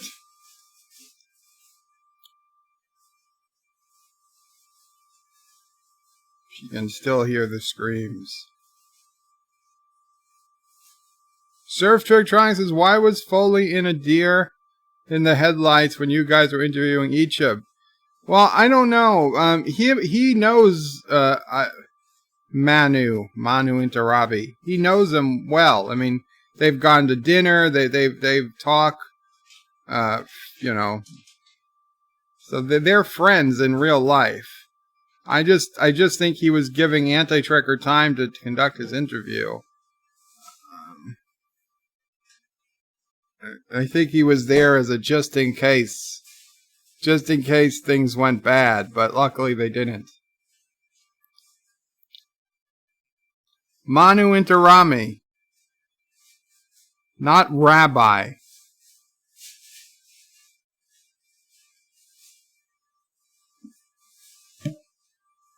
Zap also says Dark Star is also a great movie.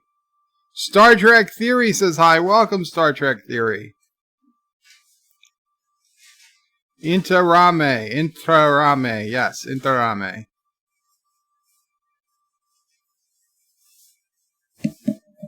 We cannot lock on anyone inside the crater.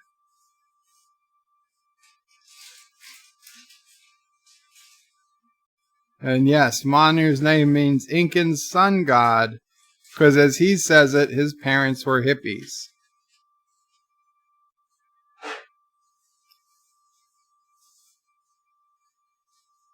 Captain Redneck, he changed his mind on that subject once he learned the facts.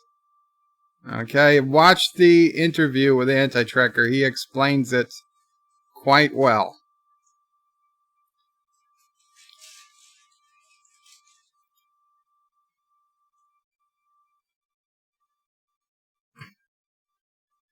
Also, I will point out that the man has not been convicted of anything. And innocent and proven guilty until proven guilty is not just a slogan. It's something we should live by. We'll say that all the time, and me too, me too. Oh, man, nobody's been convicted of anything, and we hate on people's lives being ruined because of allegations that are never proven and never even go to court. Now, I will grant you, in this case, I would say it's probably more likely than not that something bad happened, but the man has not been convicted of anything. The man in question, not Interabi, he has nothing to do with anything. He just commented on something else.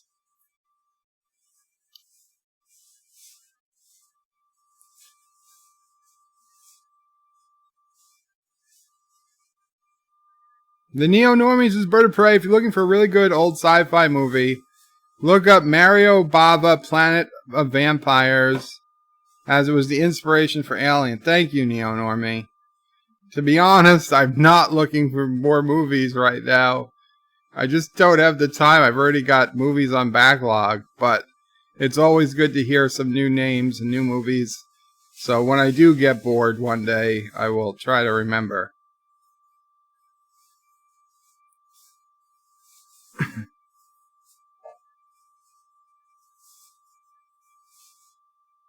Captain Redneck, his apology was accepted by Anthony Rapp, the guy he originally kind of insulted. So if Anthony Rapp accepted his apology, it's kind of over and done with.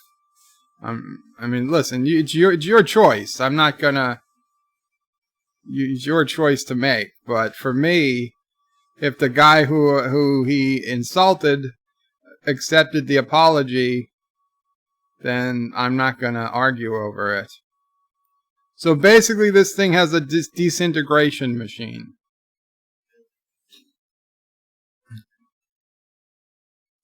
That was the weapon?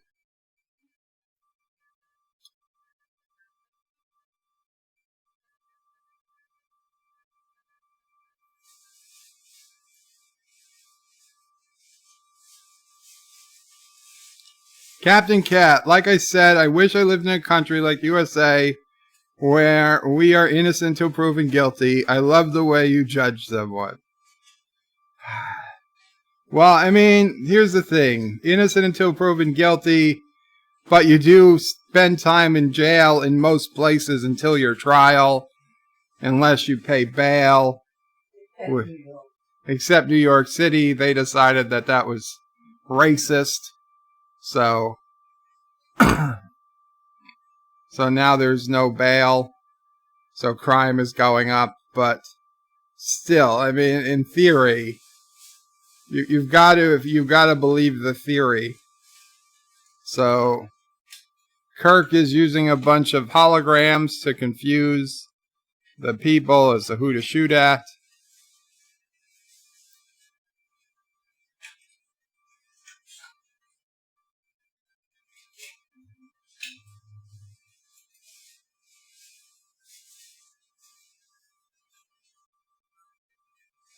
Miss Londell says, Bird of Prey, it's never over and done with these Hollywood hooligans. It's their way or the highway.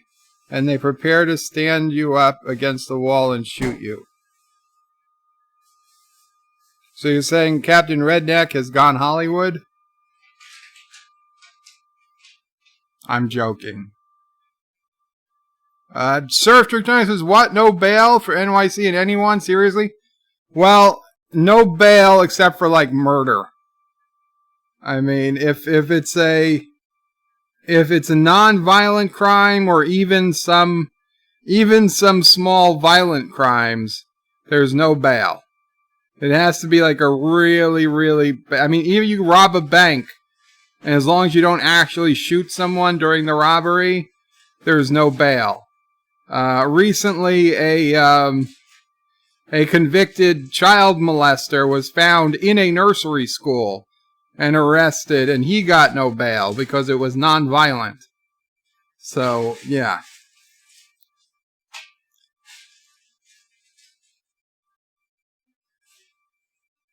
The Neo-Nomi says, Bird of Prey, some of these woke people are crazy, and the left-wing trans YouTuber that was sexually molested by a YouTuber, and because she wouldn't say who it was, the woke loons called her a rape apologist. Wow, that's crazy. The jury is still out on Captain Redneck. Captain Redneck's, in what world is a 14-year-old considered so-called kid? Well, they're kids when they need to be kids.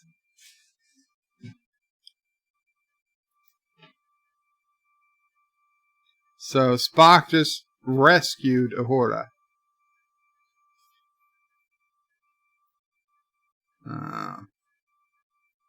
Scotty gets reunited with his little friend.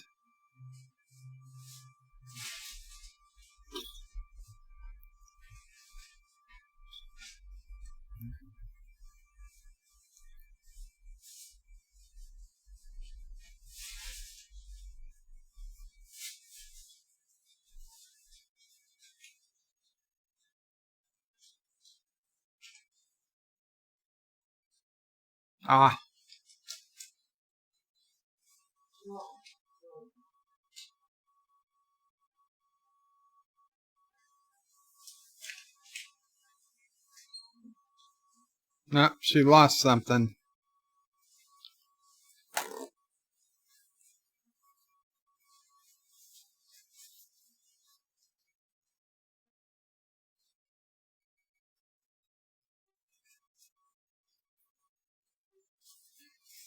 Captain Red Knight said they're kids when they need to be kids. What the question? Where's Bob? I'm saying they're kids when the media basically needs them to be kids for the story to sound better. When it's advantageous to make a 14-year-old be a kid, they say they're a kid. When they're not advantageous, then they say, well, they're a teenager.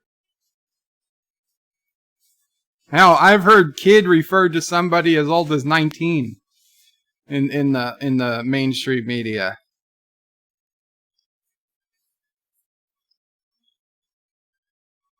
He's just a kid.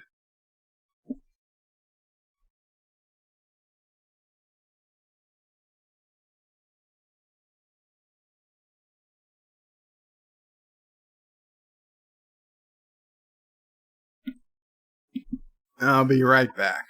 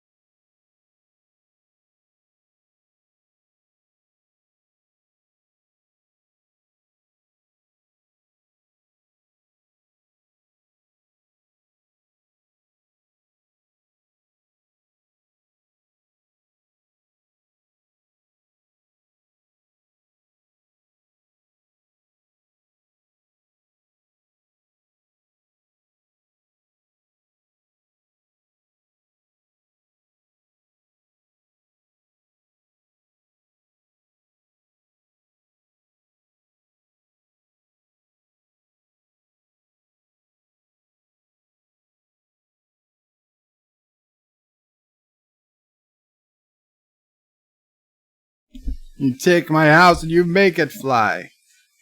Captain Redneck says, think of your upcoming niece or nephew. That's nephew. Will you say the same thing when they're 14? No, a 14-year-old is a kid, no matter what the media says. Well, they're a kid, they're a teenager, a teen.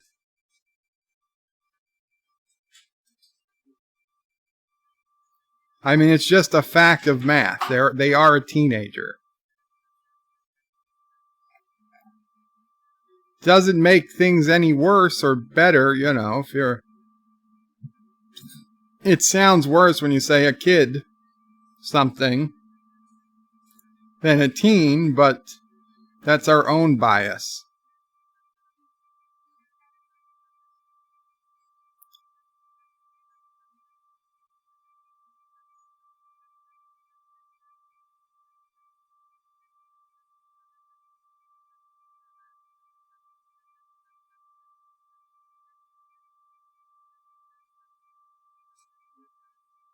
Kirk just makes sure that Sulu can fly it.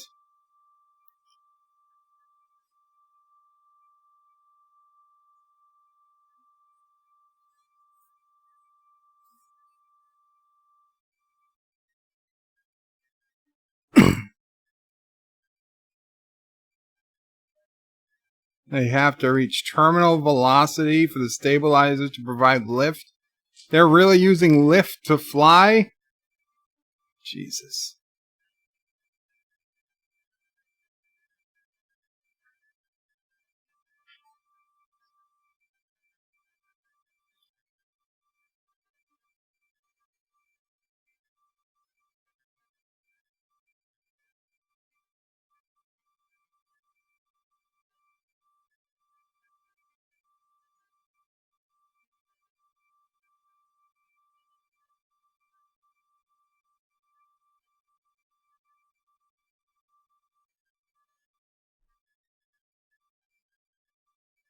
Yeah, the seatbelts are a bit ridiculous.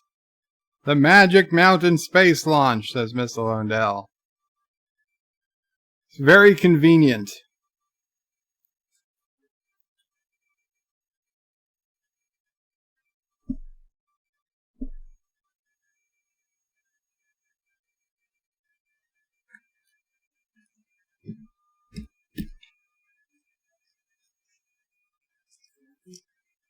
Hmm? No.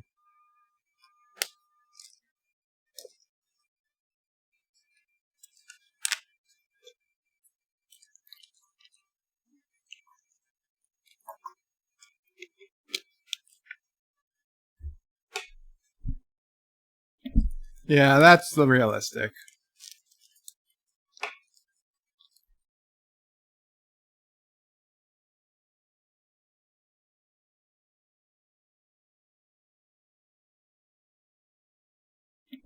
Weinstein was convicted just 2 days ago, Captain Redneck.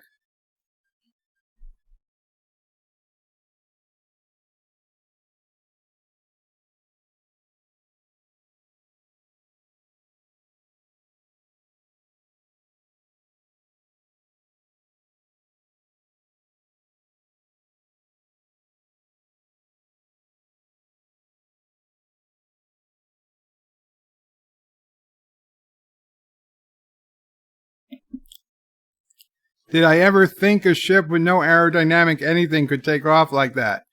Only when they said that they needed lift. But no, it should make no sense that that would work. Neo Normie says the seatbelt stuff is because the Franklin was a Romulan war scout craft for a covert operation.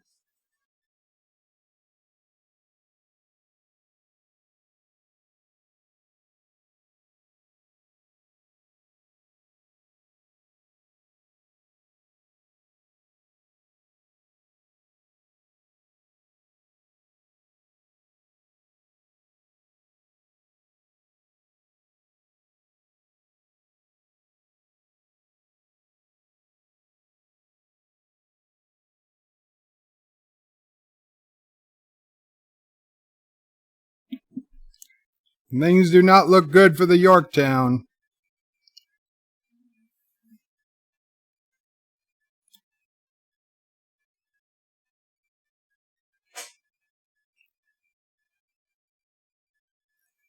Yeah, that would be pretty bad. You look up and you see that. Although, you are living in a snow globe in space.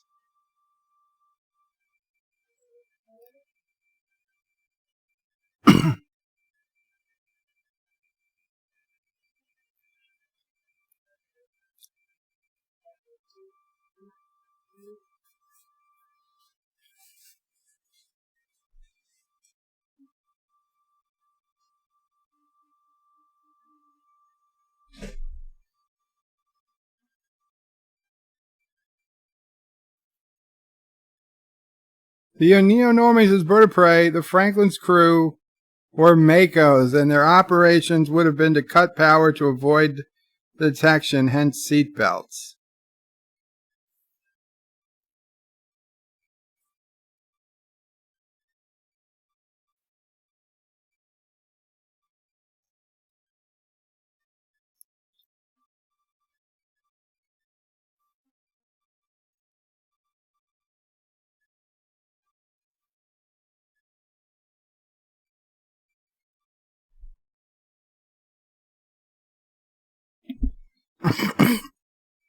So, he talked Bones into coming with him.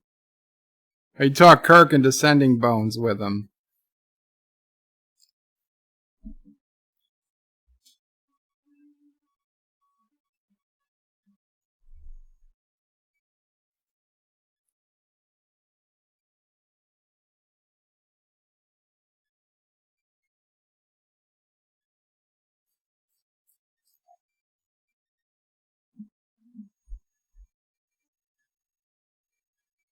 Josh treats as bird of prey. Wouldn't Lauren Bird's duet be more effective than the Beastie Boys? It might have been.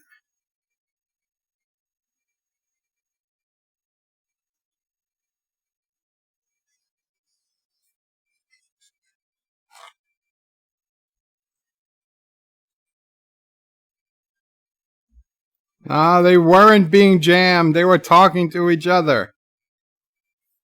So it was all the Horus' fault.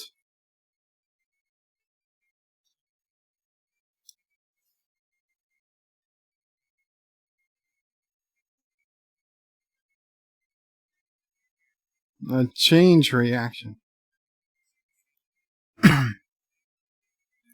VHF.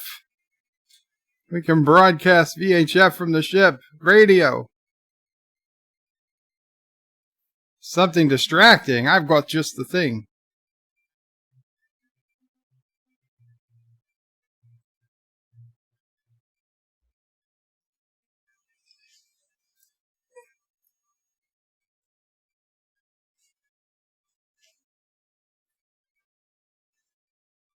There's 60 seconds of breaking through.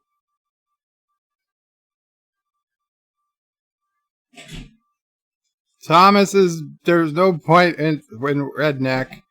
He's just like Alexander. They don't care. He's strongly opinionated. Thomas, it's okay. Number one's his bird of prey Beastie's voice time. Captain Redneck says, Captain Cat, I'm sorry. I don't mean to annoy you. I'm just very adamant against pedos and anyone that defends them. You're entitled to your opinion, Captain Redneck. German Trekkie says, yo, bird of prey, what's up? Not much, German Trekkie. We're, I don't know, 3/4 of the way through Star Trek Beyond.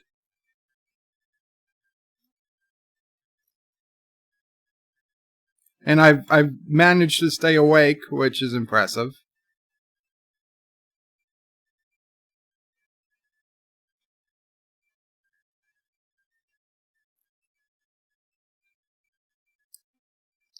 .7 megahertz. And yes, Kennewick, all the entire radio spectrum is between is just above the regular TV VHF channel, so it's totally okay to call it VHF.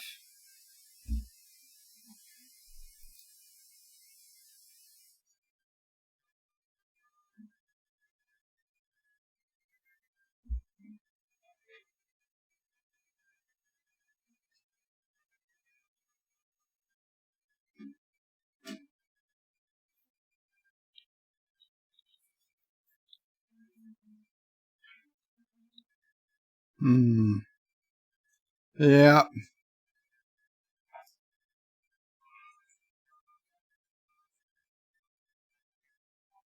German Trekkie says, I feel ya. It's hard for me to stay awake when I watch the motion picture. Yeah, the motion picture was really tough. Ken Redneck, Bird of Prey, will you play the Beastie Boys action scene? Will you play the Beastie Boys action scene? I don't know what that means. Huh?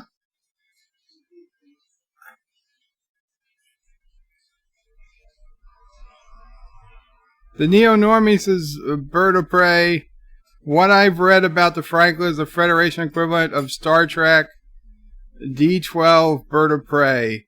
That's for a 14-man crew. Ken Redneck, I understand, Captain Cat. Okay.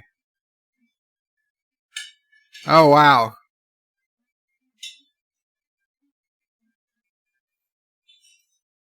Oh, play the audio? No, I can't play the audio of the Beastie Boys. I'd get a strike from both Paramount and whatever company represents the Beastie Boys. German Trekkie, Bird of Prey, the only thing that's happening is that it's V'ger farting and lazy writing. Ken Redneck, Bird of Prey, Beastie Boys action scene where the Franklin wins with rock and roll. Well, that's right now. Well, it's pretty much over.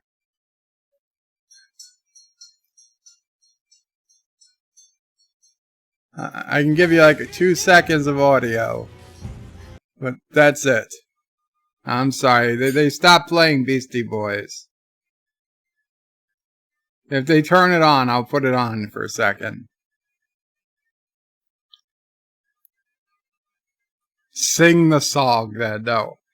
Number one side by Bird of Prey, play the karaoke version. That is legal. No, karaoke version is not legal. Just so you guys know, if you put a karaoke version of the song, your channel will still get a copyright match. Because the person who owns the karaoke version will match it.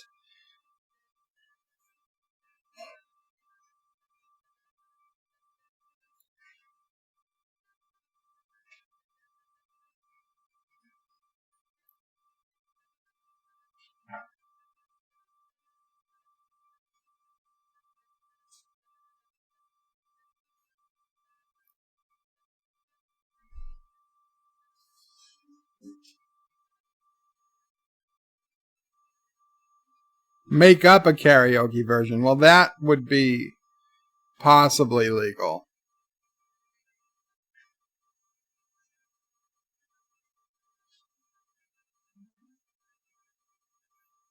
Here, there's music now. There you go. There you go. A few seconds.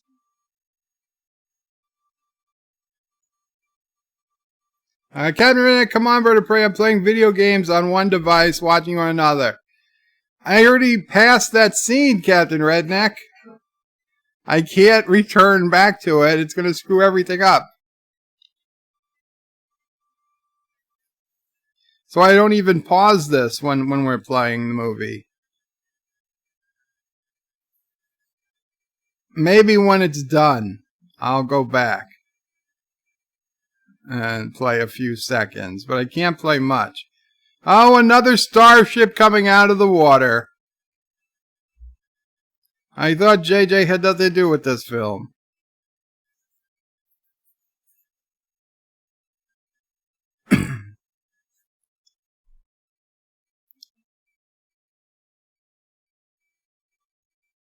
Number one sci-fi Bird of Prey, can't you license karaoke music? I mean, I suppose if I wanted to find who published it and purchase a license, I could, but I'm not going to. I'm sure it costs more than $20 to purchase a karaoke license that would allow me to rebroadcast it on YouTube at will. They don't give that stuff away.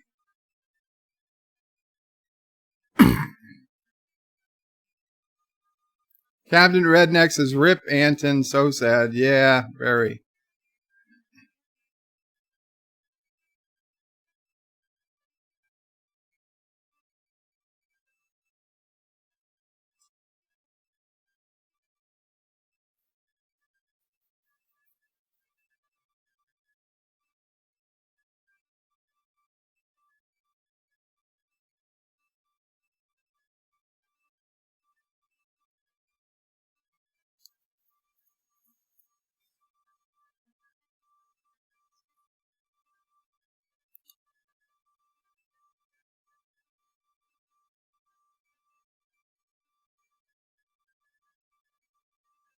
Number one sci-fi bird of prey. If you buy a karaoke CD plus G, then you should be able to play the songs that you bought. You can play them, but you can't play them on YouTube, number one.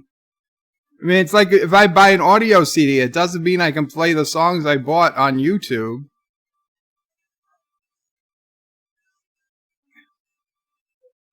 They're still copyrighted, whether they're karaoke or not karaoke.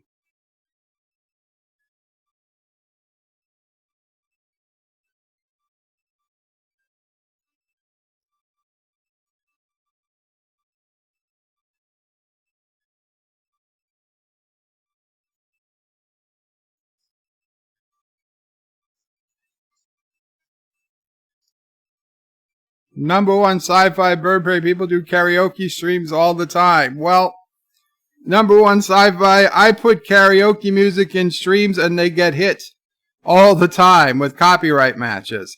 Now, granted, that might not take the stream down, but it does exist as a content match, and then those companies get to claim whatever revenue from the video. Now, I don't mind giving them the revenue from the video. I don't, because I'm not going to make anything off of it. But it is just blind luck that they decide to do a content match.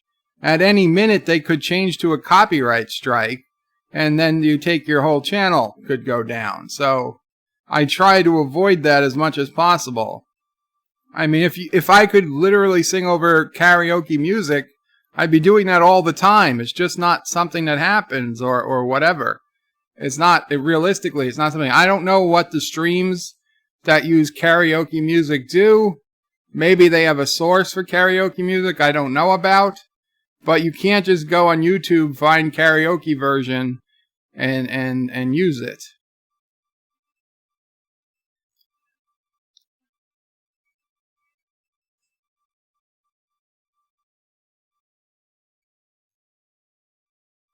And number one sci-fi, if you have a link to one of these karaoke streams, I would totally take a look at it and see what they're doing.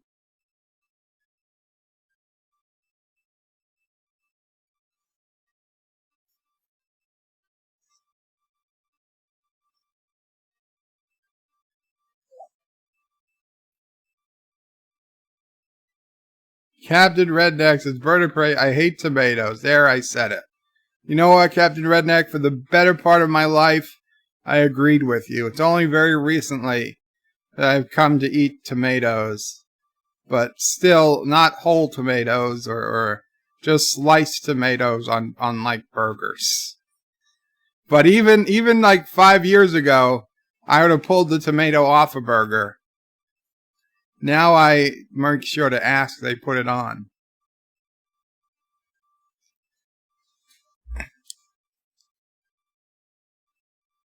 Yeah, I know, Kennewick, an Italian who hates Smith. I didn't like pizza because of the tomato sauce. Growing up, even my grandparents, my grandmother would make pasta and she'd leave some dry just for me. Because I didn't eat the red sauce. I didn't eat the tomato sauce. Then, when we got older, everybody in the family was eating it without tomato sauce. Because it was giving people heartburn. But that's when I started liking it a little bit more. After I got sick, I actually started liking pizza again. Actually, for the first time, really.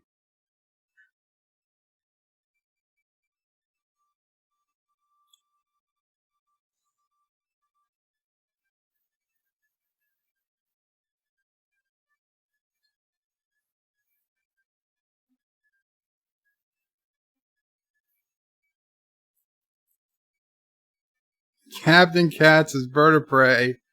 True Klingons are only found in Star Trek Discovery. Captain Cat, I'm going to have to ban you from the channel.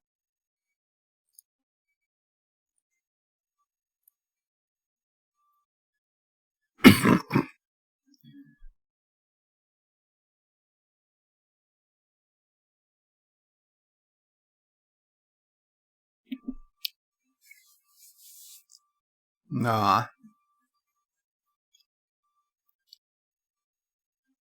0G fight seed.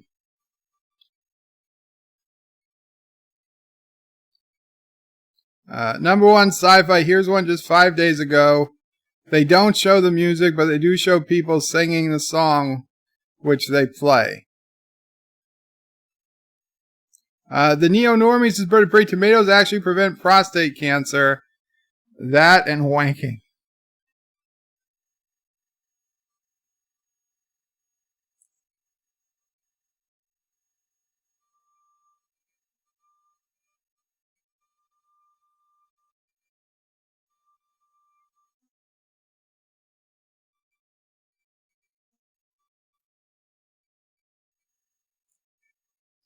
Mile High Karaoke. Okay, well, I will look at that, number one. It's interesting.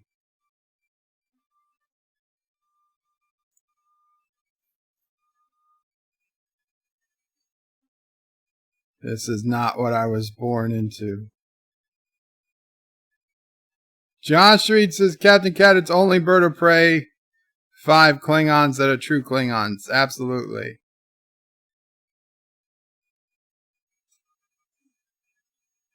Captain Redneck fears the Karoga virus even more. I mean, hail Karoga! Hail Karoga! Indeed, Captain Redneck.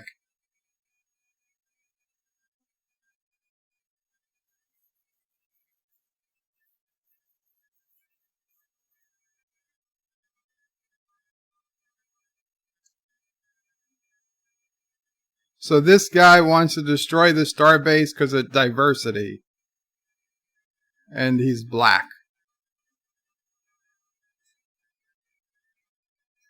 Captain Cat with a $4 super chat says, gotcha, Captain Redneck. Captain Redneck is awesome, and I'm glad to know him. Very, very cool, Captain Cat.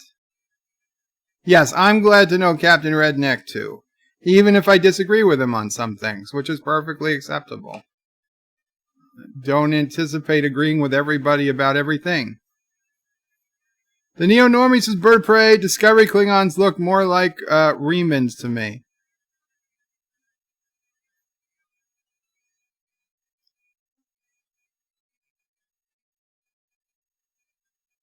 There's a construction hash. I'll let him vent it into space. It's a silver lever under a white panel. And there's 4 of them.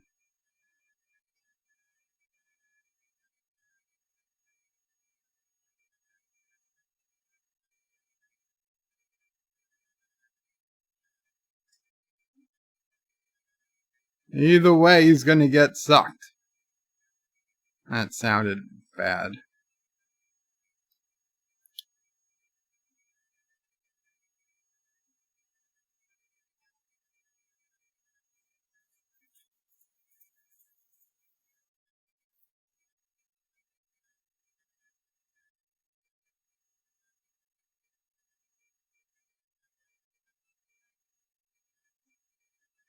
Work fast. Time's running out.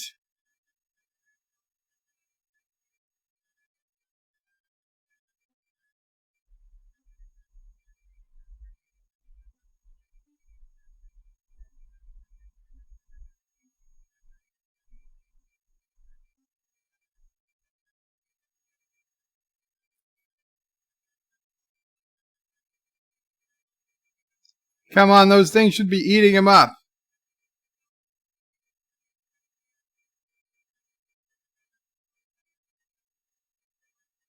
Aw.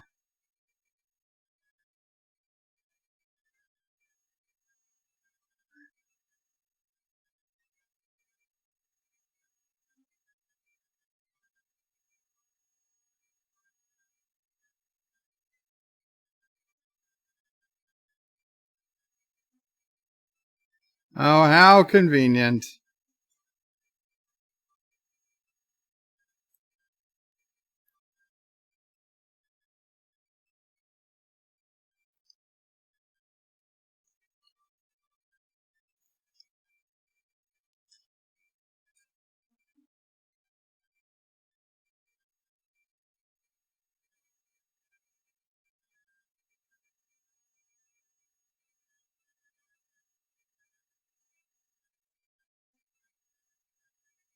It's weird they didn't try to kill him until after he got to space.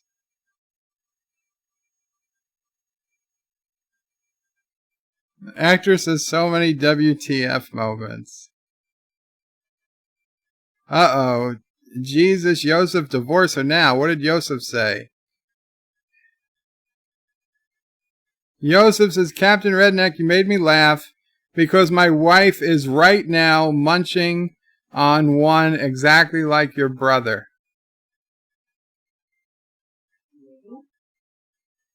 No, wait. That there is something very wrong there. What? Did I hear something wrong? Oh, they're offering Kirk a vice admiral. They don't fly, though. Admiral Picard flies.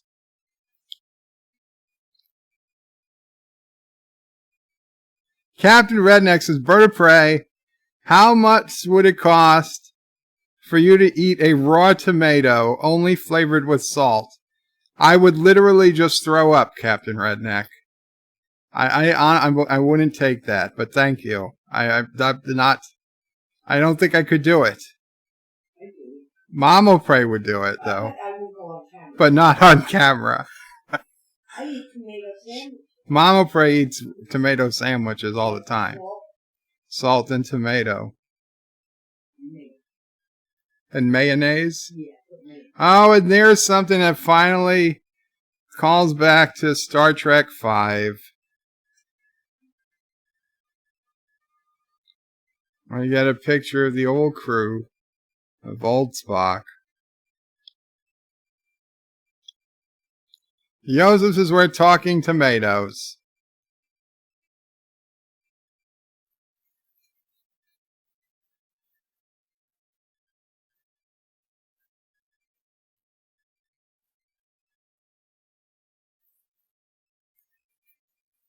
German Trekkie says, I'm gonna go. Good night, Bird of Prey. Good night, German Trekkie. That's right, it's late for you. Qapla. Darren's Hot Topics says Bird of Prey can't wait for the sequel. Oh, it's Kirk's birthday. Joseph says we're talking tomatoes.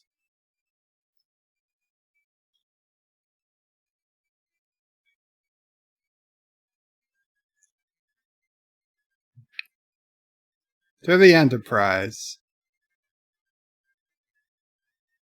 And to absent friends.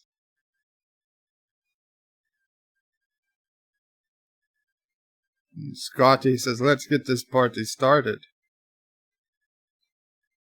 Actor says tomato salad is the most common salad in his country.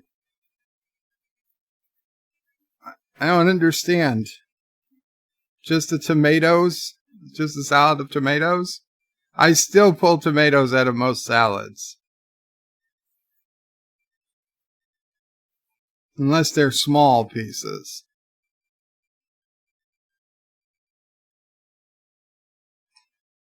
Not many people know this.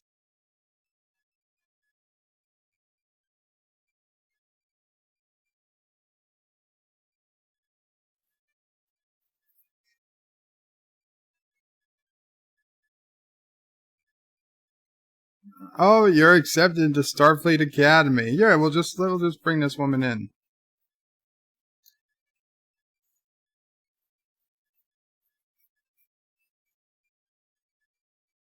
I mean, is there really an acceptance? Don't they just take anybody who walks in off the street? Isn't that what Kirk did? He just pulled up his motorcycle and got on a ship, and boom, he's in Starfleet Academy.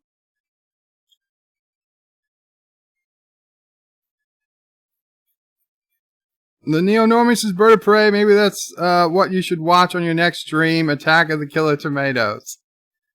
I don't think so. Don't think so. Captain Redneck says, House of Karoga. Daniel's Hot Topics, Bird of Prey, there's a rumor that in Picard Season 2, Picard will go to the Kelvin timeline for a few episodes, and they can do that now that Paramount and CBS are together again. That sounds like a very weird rumor, Daniel. I mean, I guess anything's possible, But who wants him to go to the Kelvin? Nobody wants him to go to Kelvin. Maybe you do. I was just saying, there doesn't seem like a big push for him to go to the Kelvin universe. And we see the NCC 1701A.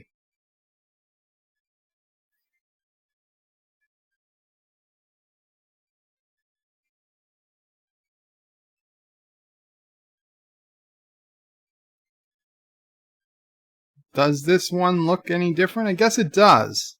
Yeah, those nacelles are better.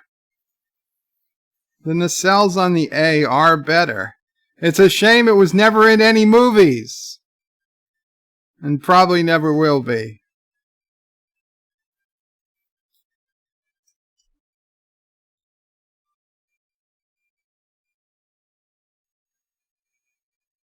Do, do, do, do.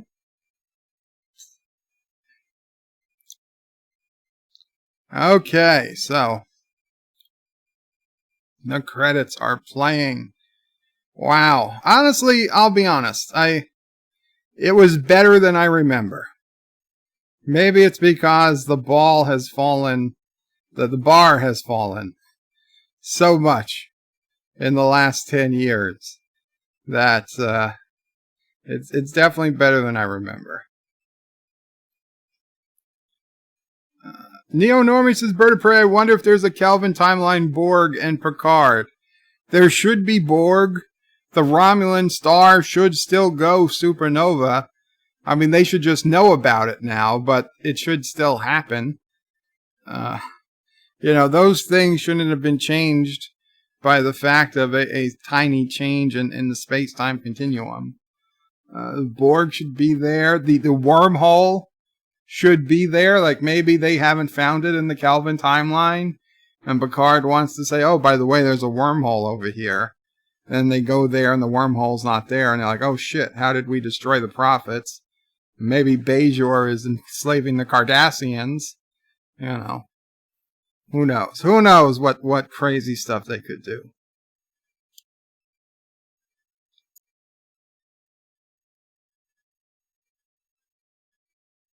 And that's true. There should be a Kelvin timeline Picard. Although, I mean, I guess it's 50-50. Because once you get a couple generations after the Franklin, probably you're going to have a lot of different, marriages and births are all going to start changing.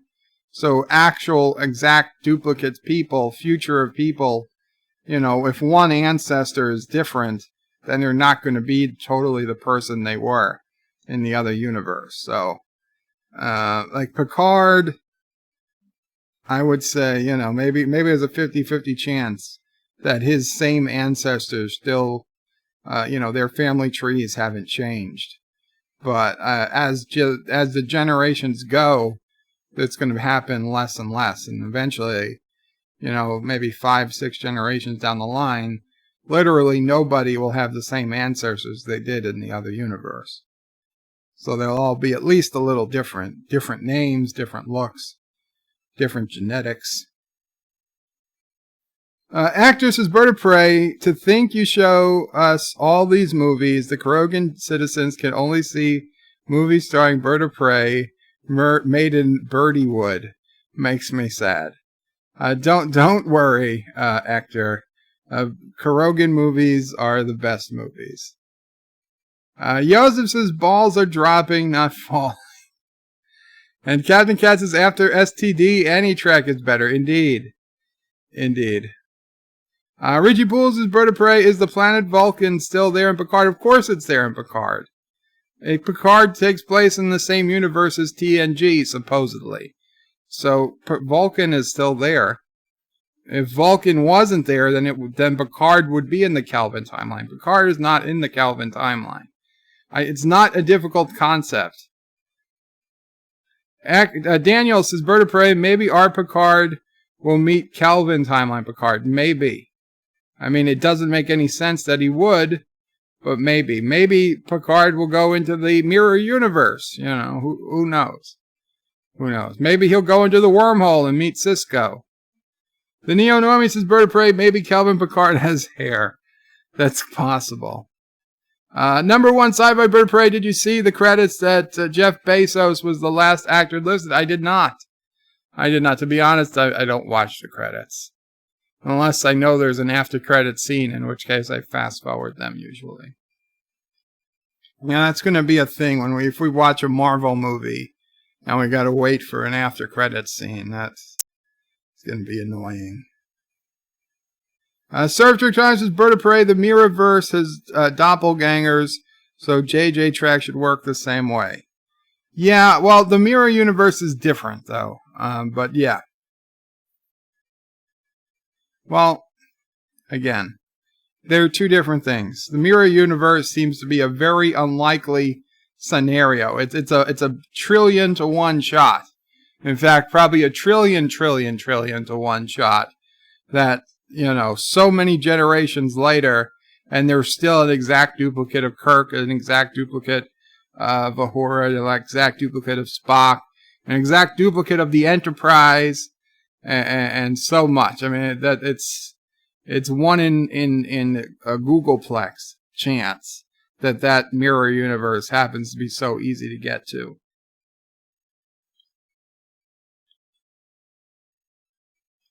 JP says, Jesus, I missed another Bird of Prey broadcast. That's okay, JP's.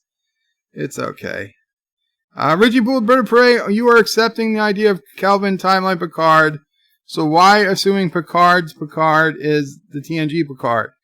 Well, because we saw the Enterprise D, we saw Data, we heard that Riker and Geordi and Worf were all in his past. We saw the Captain Picard Day. We saw the Stargazer. We saw the model of the Enterprise E.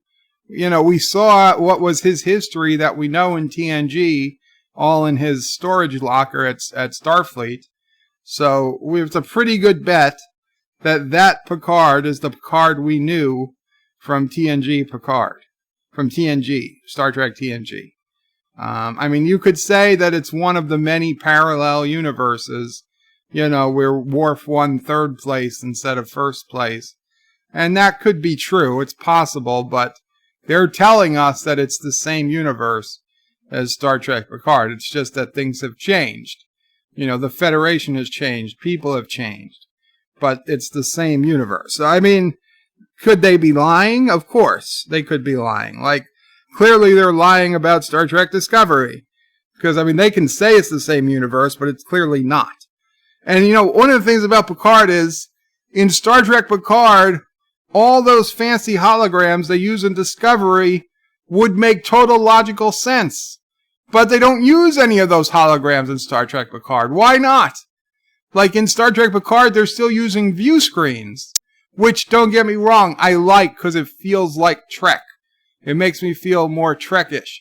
And granted, they're using, invisible screens so you can see through them. But still, they're view screens. All those fancy holograms that they use in Discovery, those things should be being used in Picard.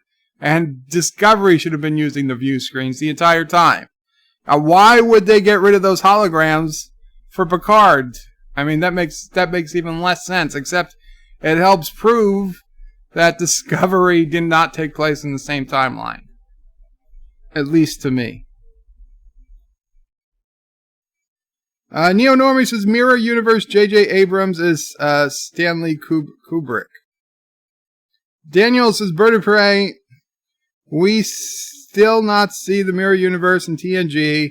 I wonder what Mirror Picard is up to. I bet he will appear in Picard Season 2. You bet? I wouldn't make that bet, Daniels, but I honestly don't know that they're going to care about the Mirror Universe. I just think it's something they could do. There is a book that Captain Redneck told me about, Dark Mirror, I believe. It's a TNG book with Captain Picard and, the TNG crew in the Mirror Universe. It's pretty cool. Should check it out. Captain Redneck, Bird of Prey, love your brother, skinny legs and all, no homo. Well, thank you, Captain Redneck. I hope all is well with you. Darren Side Bird of Prey, for example, my friend Sarah from high school Maybe Kelvin timeline. Sarah has longer sideburns. Wow. Wow. Maybe. The Neo-Normie says, Bird of Prey. One of the weirdest shared universes is in Halloween 3 season, of which and Time Cop are a shared universe. Captain Redneck says, Bird of Prey, see Voyager, USS Relativity. It uses holograms of the future. And Sir took Bird of Prey, I think in STD, the holograms caused ships to have system trouble, so they were taken offline. Only on the Enterprise.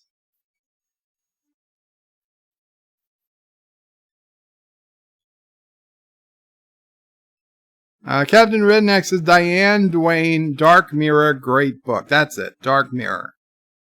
Actress is Bird of Prey, have you seen Time Cop? I can't remember specifically. I would probably guess no. If I did see it, I don't remember it. Star Trek Theory says they need to do a mirror universe and a Nazi episode. I don't think you can do Nazi episodes anymore. Daniel says I was a Bird of Prey. Oh my god, I read that novel, Star Trek TNG Dark Mirror, and it was great. You should read it. I have it because Captain Redneck told me to get it. But thank you, Daniels. Yes, I hear it's very, very good. Joseph needs to go. Goodbye, folks. Thank you, Joseph. And yeah, we're going to be ending it in a minute or two here, guys. I want to thank everybody for coming. For those who don't know, Mondays and Fridays I do my bed life streams. That's where I'm on camera. And it's more of a more interesting stream. I read comments, I talk about current events, talk about Star Trek Picard or whatever's of interest.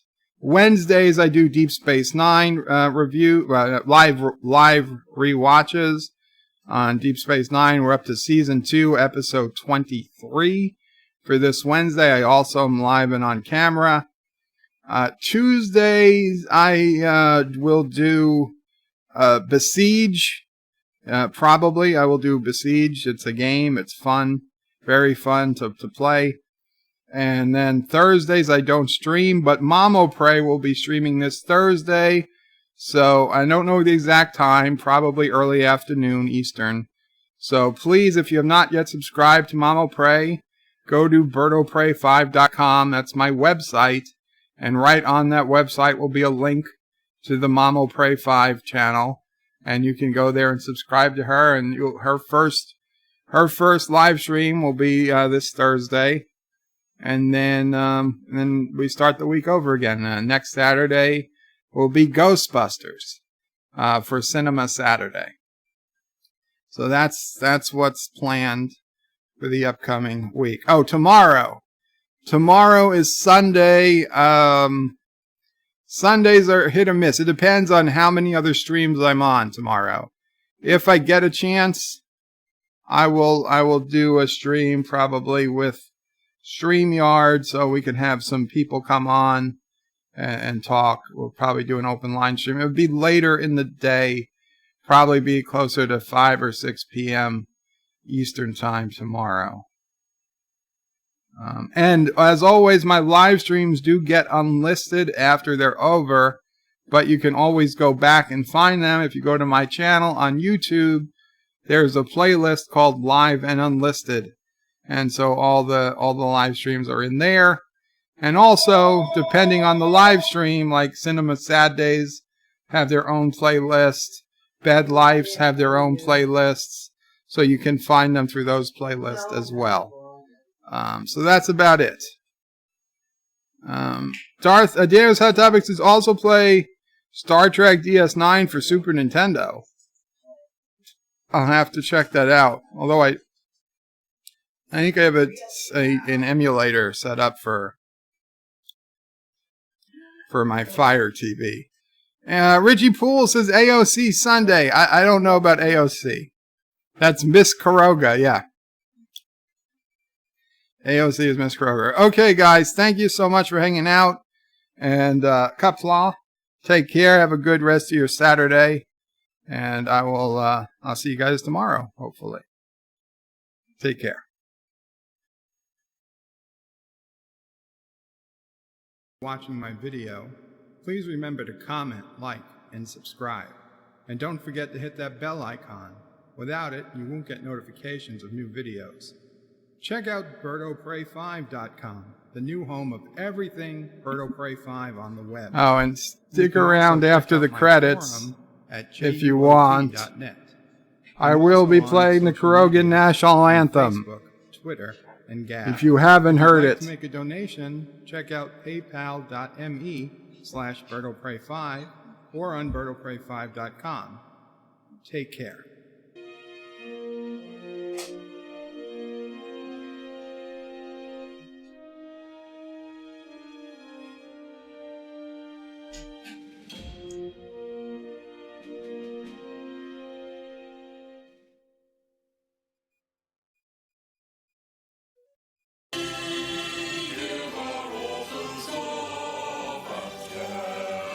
Son of a bitch.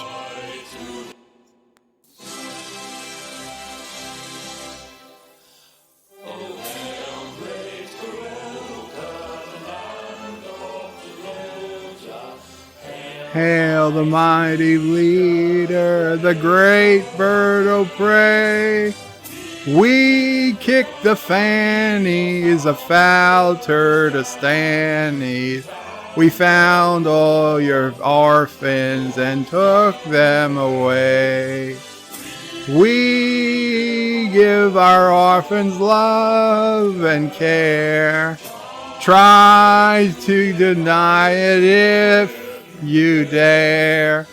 We give them shelter that's close to the mines.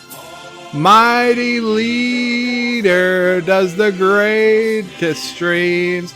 He's the answer to Karoga's dreams. Sweeter than sugar and fresher than vines. We love building bridges through valleys and ridges. We bow at the feet of our great Mom O' Prey.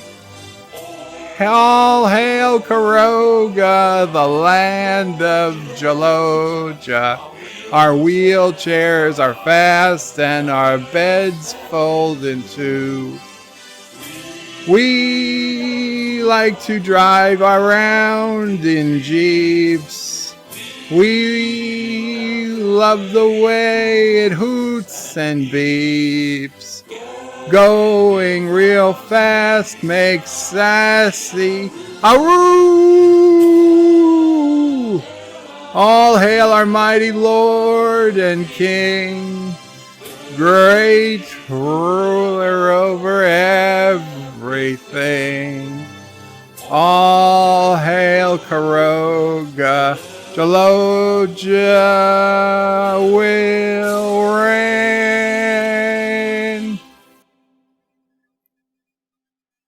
There you go.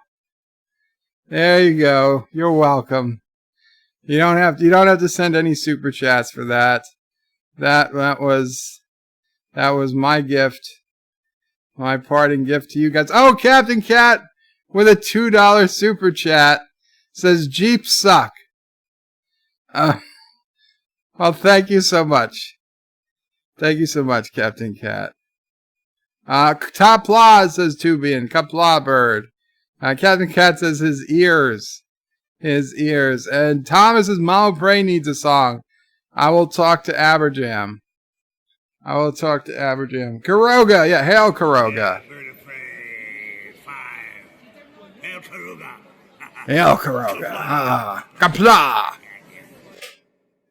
I'm going to take this opportunity, however, to suggest that we all hail Karoga. That's all I'm saying.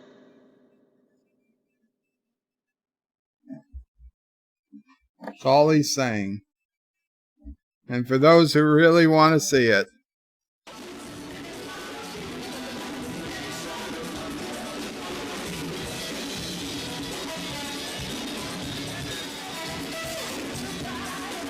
Hey, Aladega. It's the end of the stream, buddy, but good to see you. That guy looks like Buzz Aldrin. That sexy guy on the left.